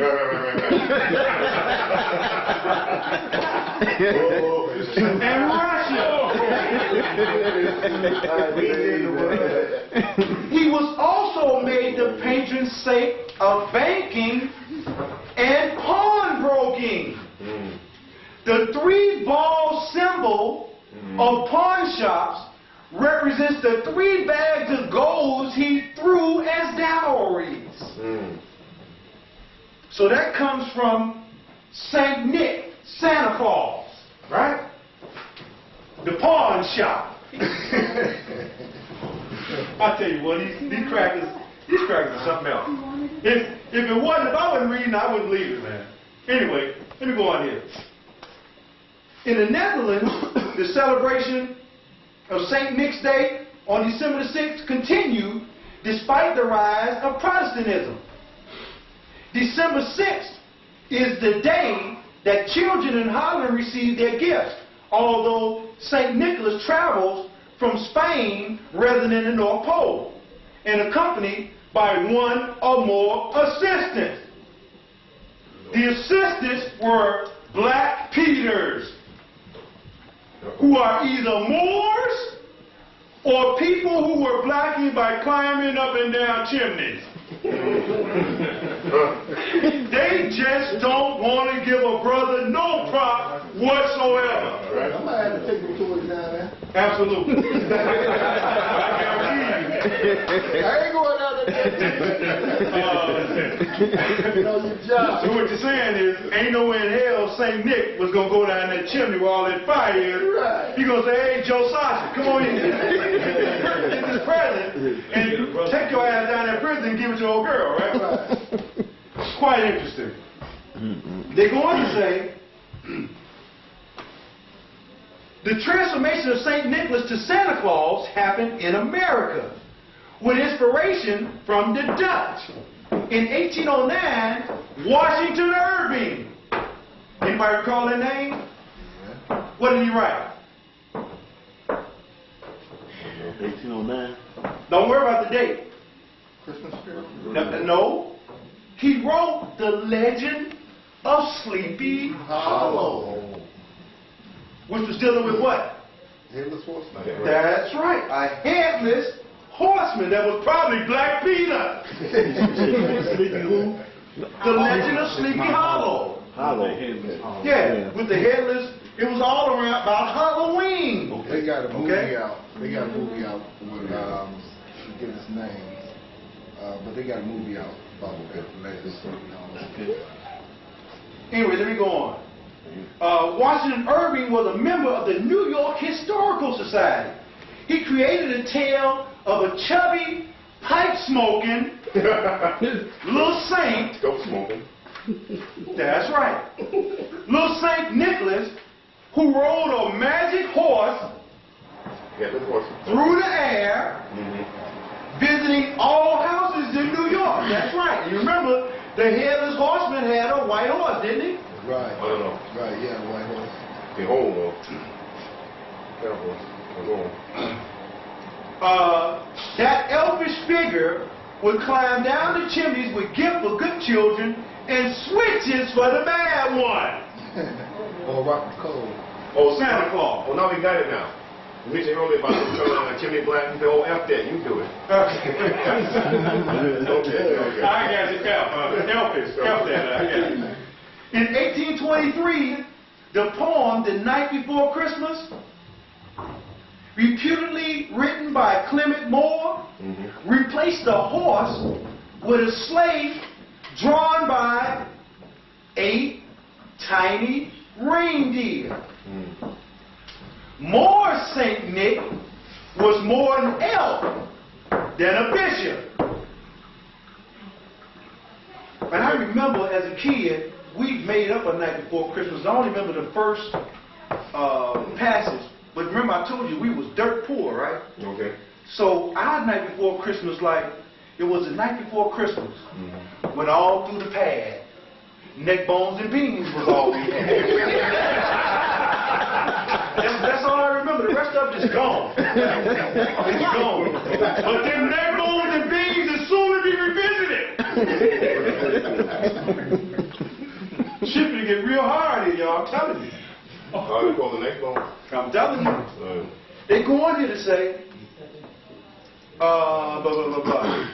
It was Moore who established the presence on the night before Christmas rather than on St. Nicholas Day. Thomas Nast, head cartoonist for Harper's Weekly magazine, who invented both the Democratic donkey and the Republican elephant, depicted Santa Claus as an unaging, jolly, bearded fat man who lived in the North Pole and wore a furry suit and elfish sleeping cap. By 1881, Nast had drawn Santa as a large man with a white beard in a red suit trimmed with white fur. You say 1881? 1881. That's 9, of course. That's right. 18 was comes to 9. The standardization of Santa's image was probably due to Coca-Cola artist Haddon Sundblom, who in 1931 depicted Santa as a portly, jolly, grandfatherly figure with a ruddy complexion and a white fur-trimmed red coat and cap, replacing the cap with a bottle of Coke. 35 years of annual advertising by Coca-Cola solidified the contemporary image of Santa Claus. It was a fortunate coincidence that the red and white colors matched those used by Coca-Cola. Right. That was no coincidence. That was advertising. That was programming. Candy cane from the barbershop. Absolutely. That was propaganda. And to show you, it's interesting that you would associate the candy cane with a barbershop. Right. When you ain't never went and got a haircut and got a piece of candy cane from a barber. That's right. That goes to show you how good the programming is. Okay? They go on here to say, in 1905, Eaton's department store sponsored its first Santa, or Santa Claus parade in Toronto, Canada. Other department stores sponsored Thanksgiving parades that featured Santa Claus. In response to lobbying by department stores, President Franklin Roosevelt moved Thanksgiving from November the 30th to November 23rd. Y'all thought it was the 23rd and 24th all the time, didn't you? And now it's on the 24th, ain't it? It's no longer on the 23rd, is it? So it's been moved again. Depending on what that Thursday fall on. That's right. It has nothing to do with the day. It has everything to do with that day of the week that coincides with people's work schedule. That's right. Anyway, they go on here to say, Coincide with work. this is true. They moved Thanksgiving from November 30th to November 23rd in 1939 to extend the shopping season. Thanksgiving was observed in about half the states. As a compromise, a 1941 act of Congress established Thanksgiving as the 4th Thursday in November, which is what we're dealing with now. Rudolph, now why do you think Rudolph's, I dealt with that earlier, so I won't deal with it. Why do you think Rudolph's nose was red? I have my theory. Y'all want to hear my theory, don't you? I got to figure it. Okay. Because it was bloody. No. Look. What do you say? Rudolph came about around the same time as Santa got the contract from Coca-Cola.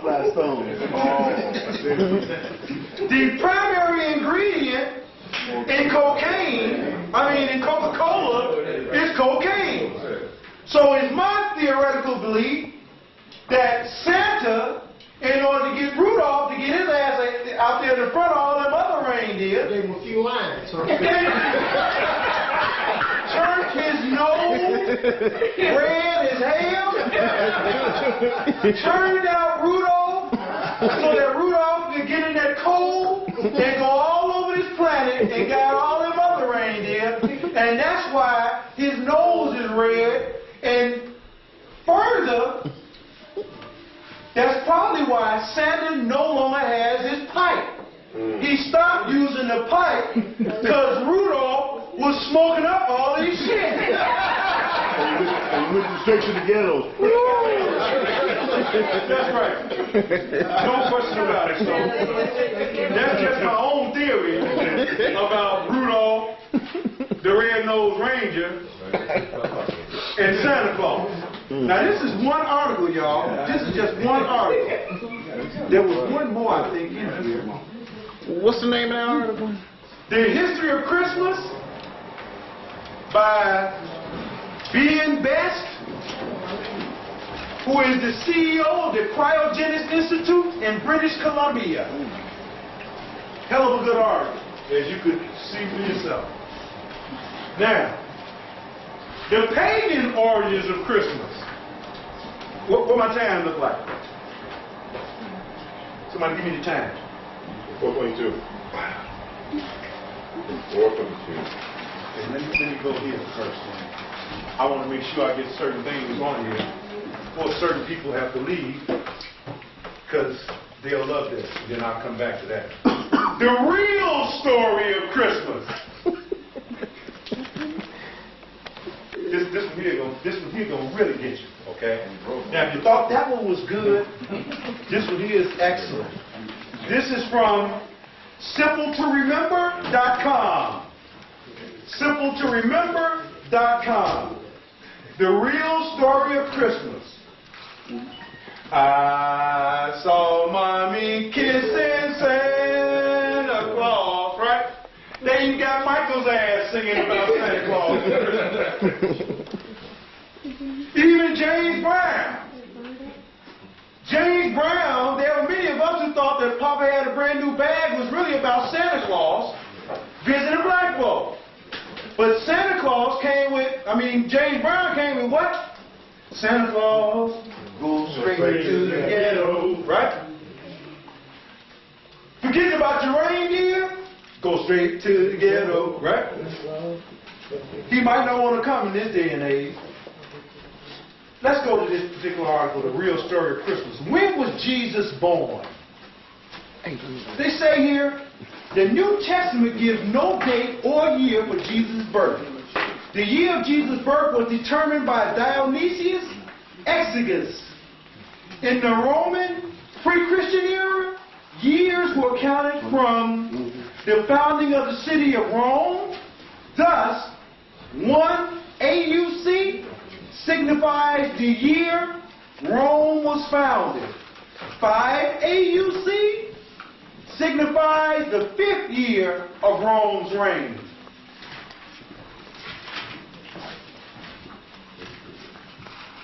They go on to say Dionysius put Jesus' birth in 740 or 754 AUC.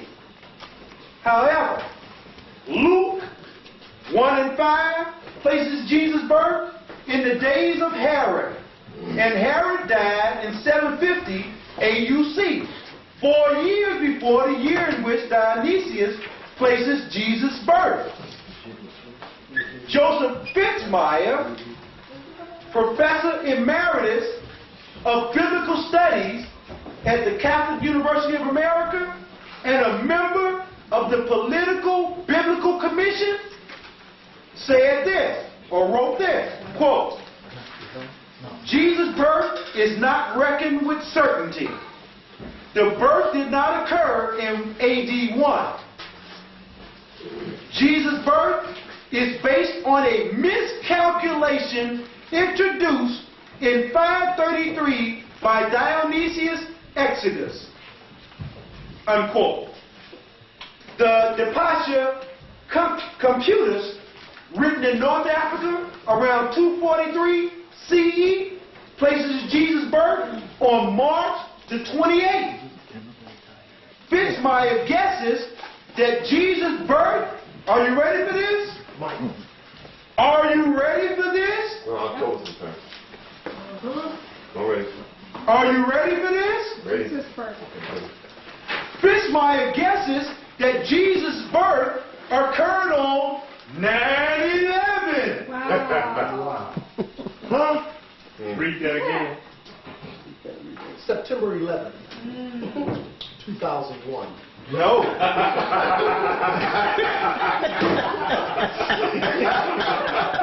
That's a bomb. September the 11th, 3 BCE, or before Christian era. Okay? Roman pagans first introduced the holiday of Saturnalia, a week-long period of lawlessness celebrated between December 17th to 25th. Lawlessness? Check it out. Roman courts were closed, and Roman law dictated that no one could be punished for damaging property or injuring people. The festival began when Roman authorities chose, quote, an enemy of the Roman people, unquote, to represent the Lord of misuse or misrule. Each Roman community selected a victim whom they forced to indulge in food and other physical pleasures throughout the week. That's a lot. A whole week. Gluttony. Consider the sexual nature of the beast. Okay? Wait, a whole week, right? A whole week. From Christmas to New Year? Absolutely. Okay. At the festival's conclusion, no, December 25th, Roman authorities believed they were destroying the forces of darkness by brutally murdering this innocent man or woman. There it is. The ancient Greek writer, poet, and historian Lucian describes human sacrifice, widespread intoxication, going from house to house while singing naked. No witnesses. No, I'm sorry, no. That was the first version of caroling. Oh, right. That's where the concept That's of right. caroling came from. Oh, yeah, right. Absolutely. Okay? Going house to house naked. But, yeah, but nigga ain't killing tonight.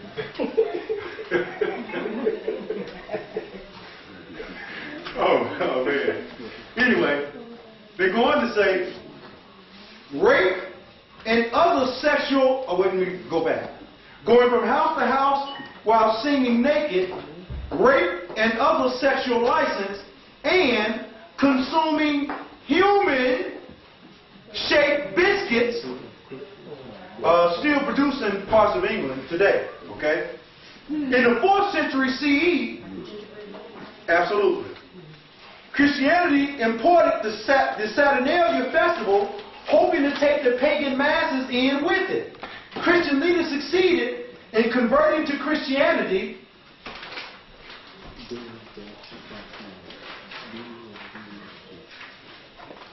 Large numbers of pagans by promising them that they could continue to celebrate the Saturnalia as Christians. So they wanted to continue to do their thing, right? Running naked house to house through the streets. This is coming all the way from Detroit. I have no clue who's here. I bet it's the sister from the radio station who got the email and want me to do a thing on Christmas on her blog. Bev. I guarantee you, because I can feel the noise. Y'all know all rappers feel the noise? That's a spiritual notation. They go on here to say, the problem was that there was nothing Christian about Saturnalia. To remedy this, Christian leaders named Saturnalia's concluding day, December 25th, to be Jesus' birthday. We can't get you one way, we'll get you another.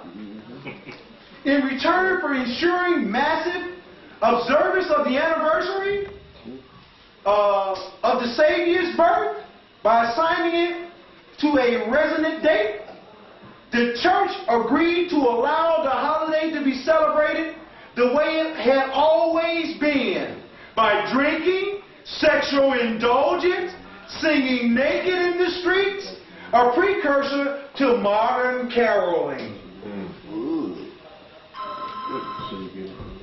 Deck the halls with boughs of holly. Is holly a plant or a girl? Holly Robinson, hopefully. So you want to deck our halls, right? I'm sorry. Absolutely. Let's get fuck, nigga, and kill tonight. Nigga and kill tonight.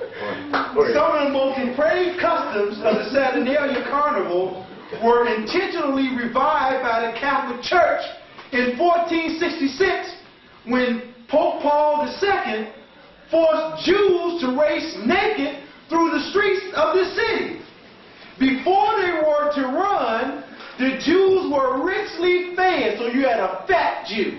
Gluttony. That's right. So as to make the race more difficult for them, and at the same time more amusing for spectators. They ran while the Holy Father stood upon a richly ornamented balcony and laughed heartily. Ho, ho, ho. As part, and you know what he was saying, right, when he was laughing, right? Ho, ho, ho! Where are we to? Where they at? Ho, ho, ho! Where they at? Robert, he said, they were prostitution? Huh? Yeah, that's right. That's right. That's maybe. And well, it's more than a notion, man. I mean, it's just really, well, look, let me go on here, because it gets even better than this. As part of the Saturnalia, throughout the 18th and 19th centuries CE, rabbis of the ghetto in Rome were forced to wear clownish outfits and march through the streets to the jeers of the crowd, pelted by a variety of missiles. When the Jewish community of Rome sent a petition in 1836 to Pope Gregory XVI, begging him to stop the annual Saturnalia abuse of the Jewish community, he responded, quote, "It is not opportune to make any innovation," unquote. On December 25th, 1881, Christian leaders whipped the Polish masses into anti-Semitic frenzies that led to riots across the country. In Warsaw, 12 Jews were brutally murdered. On the first day of Christmas, my true love sent to me. My true love sent to me. Right. Absolutely. And many Jewish women were raped. Boy, bad. Boy, I tell you, I told you this Christmas stuff is more than a notion. I have a question. So with the, at the beginning when you were talking about Saturn and how everything is reversed, so now it seems like the Jews went through all that, but now they're, controlling everything. They Absolutely. reversed on their behalf. And so the question is, Well, it's not a question, but I'm just feeding into what you're talking about. Is that, do you think that's what happened, or was it, So that's why the Jews are so tight-knitted today, because of the things that happened to their ancestors. And we should have that same mentality to be tight-knitted because of the things what happened to our ancestors versus being happened to us. separate. Excellent. But since we're so easy and vulnerable to different outskirts of life and not committed to one another, we have these diversity of spirits come into our world and corrupt our beings. Santa came down the chimney about 3:30 with all these pretty presents that you see before me. Merry Christmas, pretty baby. So we're the only nationality that have not allowed the different other nationalities. The Jews have not allowed the other different nationality to come into their community with their different business and different religions and they have maintained their standards on one solid ground and one unity, but we don't have. You sure been good to me. You know, like I haven't had a drink this morning, about black folks, he said black but folks I'm all lit up like a Christmas tree. he said black folks got international stomachs. We eat everybody's food. Yeah. Absolutely.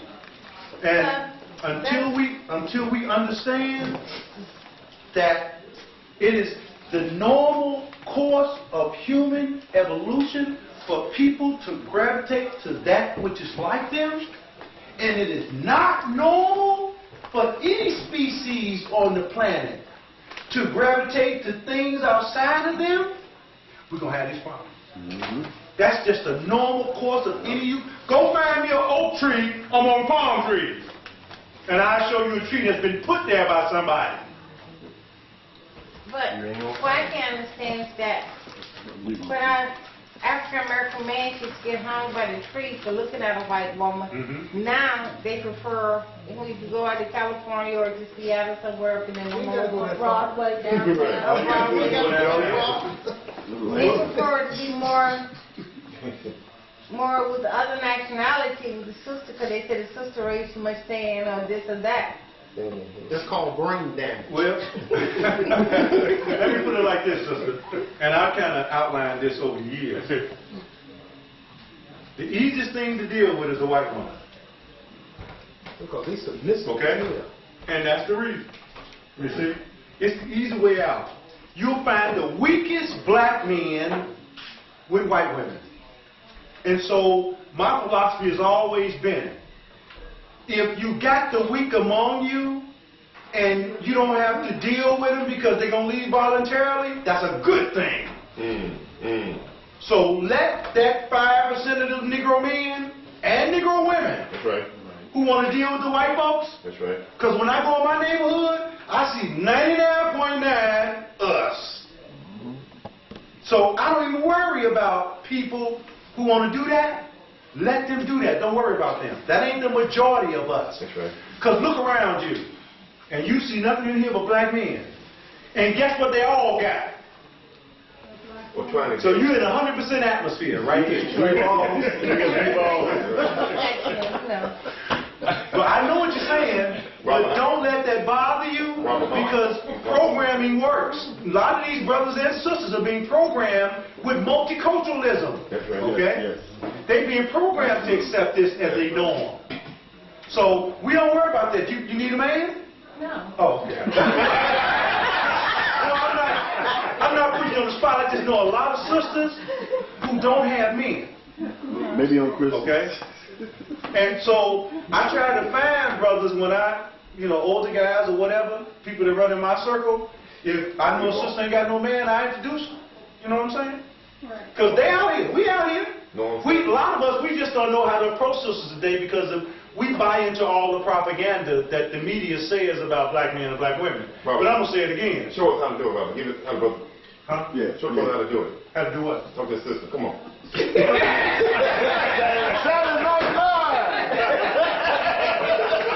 dealing with Christmas here. Y'all want to do what? I need my pimp flag. It's right there on the table.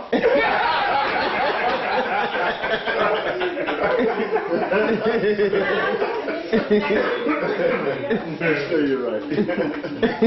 I haven't had a drink this morning, but I'm all lit up like a Christmas tree. And for those of you who want some of that wine has gotten older, and it is very, very good. But make sure you leave me at least a little bit. Oh, it's going to be all yours.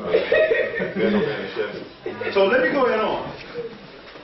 Maybe one day, sister, I try to stay away from male, female. You know, everybody does a male, female type thing.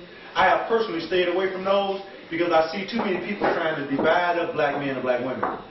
And one of the things that people know me will tell you, we don't separate black men for black women, because the problem is affecting black men, affecting black women. The problem is affecting black women, is affecting black men. So no man march. Separation. There be no man march. Exactly. So we don't separate black men and black women. Our problems are the same. Right. That nonsense about the attack on the black man. Absolutely. It's attack on black Family, right. That's right. Period. But the female has always been the target, because no matter who she get with, she can reproduce us. That's right. So the male ain't never no threat. Because even if she was a white boy, she can reproduce me. Because that black gene is dominant. And his is regressive, and I won't go about it. Anyway, back to St. Nick and Santa Claus and all these other bastards. They go in here to say, in pre-Christian Rome, the emperors compelled their most despised citizens to bring offerings and gifts during the Saturnalia. Later, they expanded to include gift-giving among the general populace. The Catholic Church gave this custom a Christian flavor by rerooting it in the supposed gift-giving of St. Nicholas.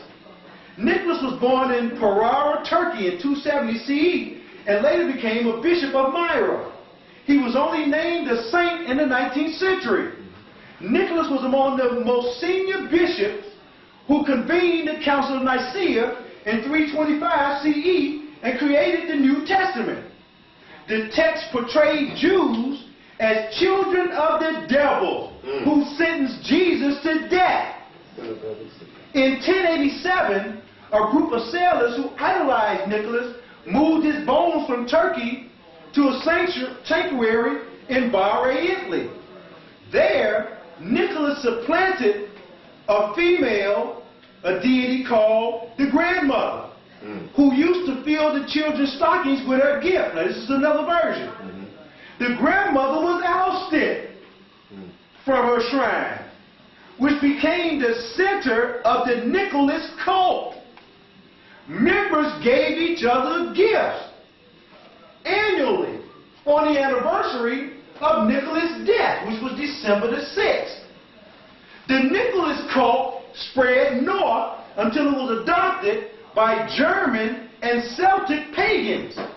These groups worshipped a pantheon led by Woden, their chief god and the father of Thor.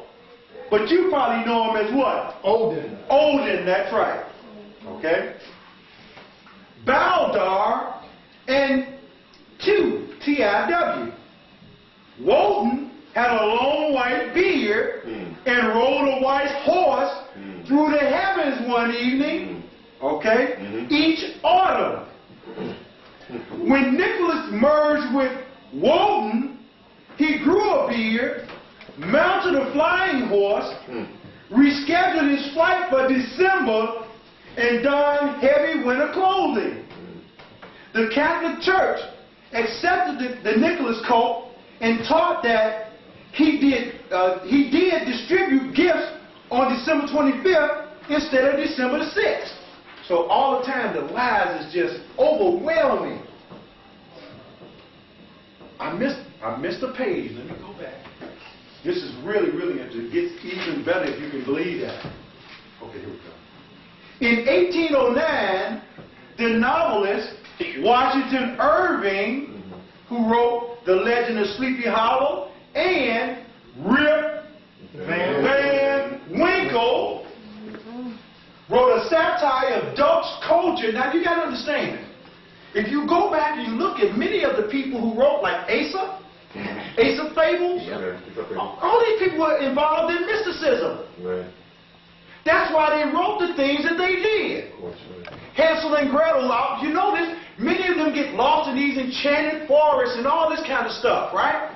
That's no more than the series that you got out now with the boy. Huh? The little boy, right? That's right. What's the name? That's right. With the round wire-frame glasses. Harry Potter. Harry Potter, right. Harry Potter today is these people back then. And the stuff is basically the same. You look at any Harry Potter movie. Sorcery, right? Exactly. You'll find the same stuff being perpetuated. Okay? Y'all got some Christmas tune on them phones, y'all. Download one of them. Yes. They go in here to say,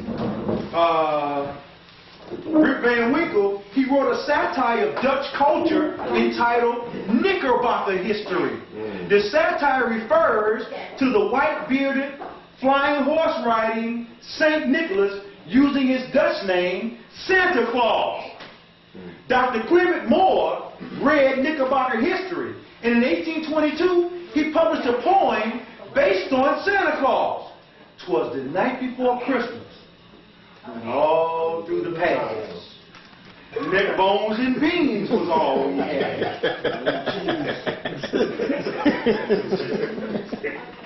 You should have revised that. You see how that one, huh? You should have revised it. Well, I told you I was going to write up the 12 days of Christmas. I mean, now you want me to get just totally literal here, right? Let's get to it. I can't remember the whole thing. It was a whole thing. We were saying it like in 6th grade. It's crazy anyway. They go in there to say, Moore innovated by portraying a Santa with 8 reindeer who descended from chimneys. The barbarian illustrator Thomas Nast almost completed the modern picture of Santa Claus. From 1862 to 1886, Nast drew more than 2,200 cartoon images of Santa for Harper's Weekly. St. Nicholas had been pictured as everything from a stern-looking bishop to a gnome-like figure in a frock. Nast also gave Santa a home at the North Pole, his workshop filled with elves. Of course, y'all know what color those elves were now, right? And his list of good and bad children of the world. In 1931, Coca-Cola, blah, blah, blah, blah, they go on to reiterate that whole Coca-Cola thing. They go on here to say, Christmas celebrates the birth of the Christian God who came to rescue mankind from the curse of the Torah. It is which is what? Old Testament. It is a 24-hour declaration that Judaism is no longer valid. Christmas is a lie. There is no Christian church with a tradition that Jesus was really born on December 25th. Many of the Christmas customs, Christmas trees, mistletoe, present, and Santa Claus are modern incarnations of the most depraved pagan rituals ever practiced. Who's that back? This article? Yeah. Simpletoremember.com. Simpletoremember.com. Right. Simple? Simple. Not so hard. What about that last one you were reading out, Rob? I passed it out. I thought you had one up there you were reading out of that you sat on top of the phone. This is it here. Oh, okay. And I would refer to you, though, it might be, I don't know exactly what all that is back there. I would refer to you who like hip-hop, who want to find out some of this stuff. I will consult you to Nature of the Threat by Roscoe. Oh, good record. Good. Yeah. Good. Okay? Nature of what? Nature of the Threat by Roscoe. That's a joint? It's about, remember I played that at one of the forums many years ago? It's about 12 to 13 minutes long or longer. But it goes, you'll find the entire history of the European in that one hip-hop song. Say it again, Rob, please. Nature of the Threat. Nature of the Threat by who? Roscoe. Roscoe. Or Razkaz, some people pronounce it that way.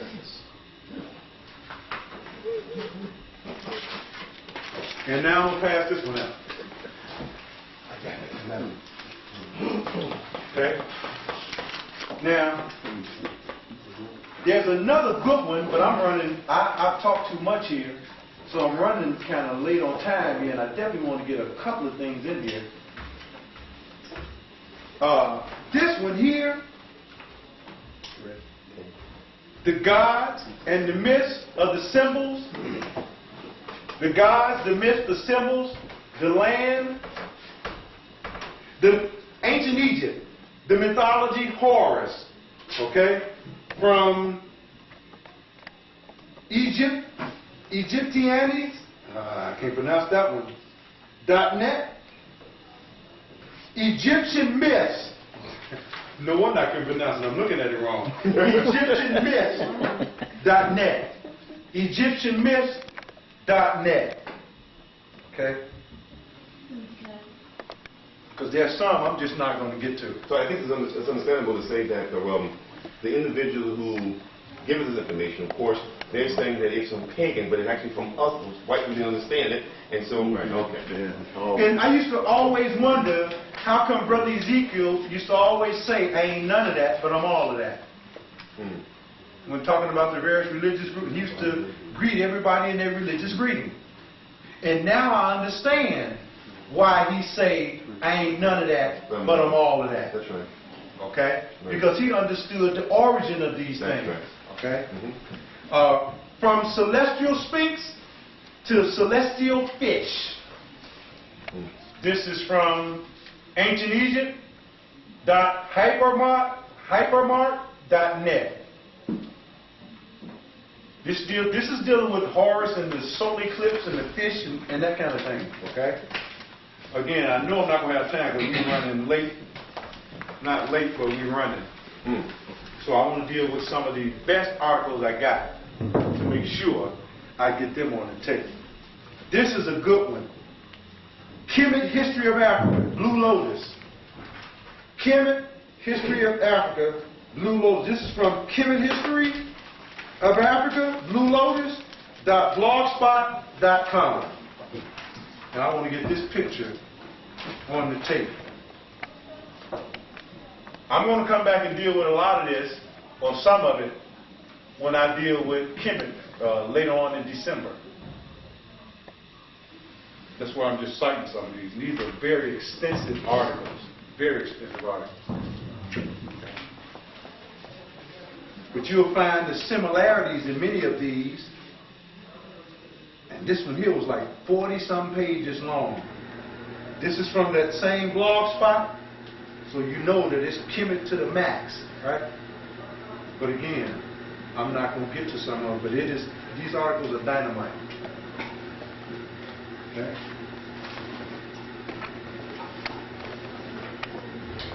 And this one is the Abydos. The Abydos triad. Osiris, Isis, and Horus, and Seth. This is good. This is really good. But I'm not going to have time to deal with it because these other ones are just a little better. Again, I'll come back to it when we try to deal with our history. So I'm dealing with the Jesus thing today and the Christian thing. When we deal with our history, I'm going back to our thing because this stuff will just blow your mind. Truly, it will blow you away. And I hope to have some slides or videos to show you of some of these symbols, signs and symbols in Kemet. Okay? This is from reshaping.org. RESHAFIM. Reshaping.org. Okay?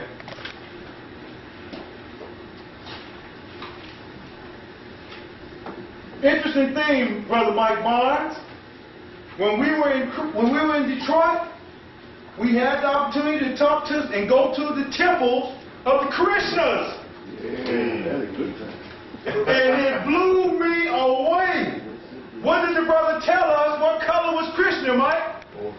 Black and blue. So was Buddha. Yes, indeed. Blew me away. Most people, you see the Indians believing in that faith, you don't understand they worshiping a black man. Right. Who has his origins in the teachings from Kemet. Was Krishna born on December 25th?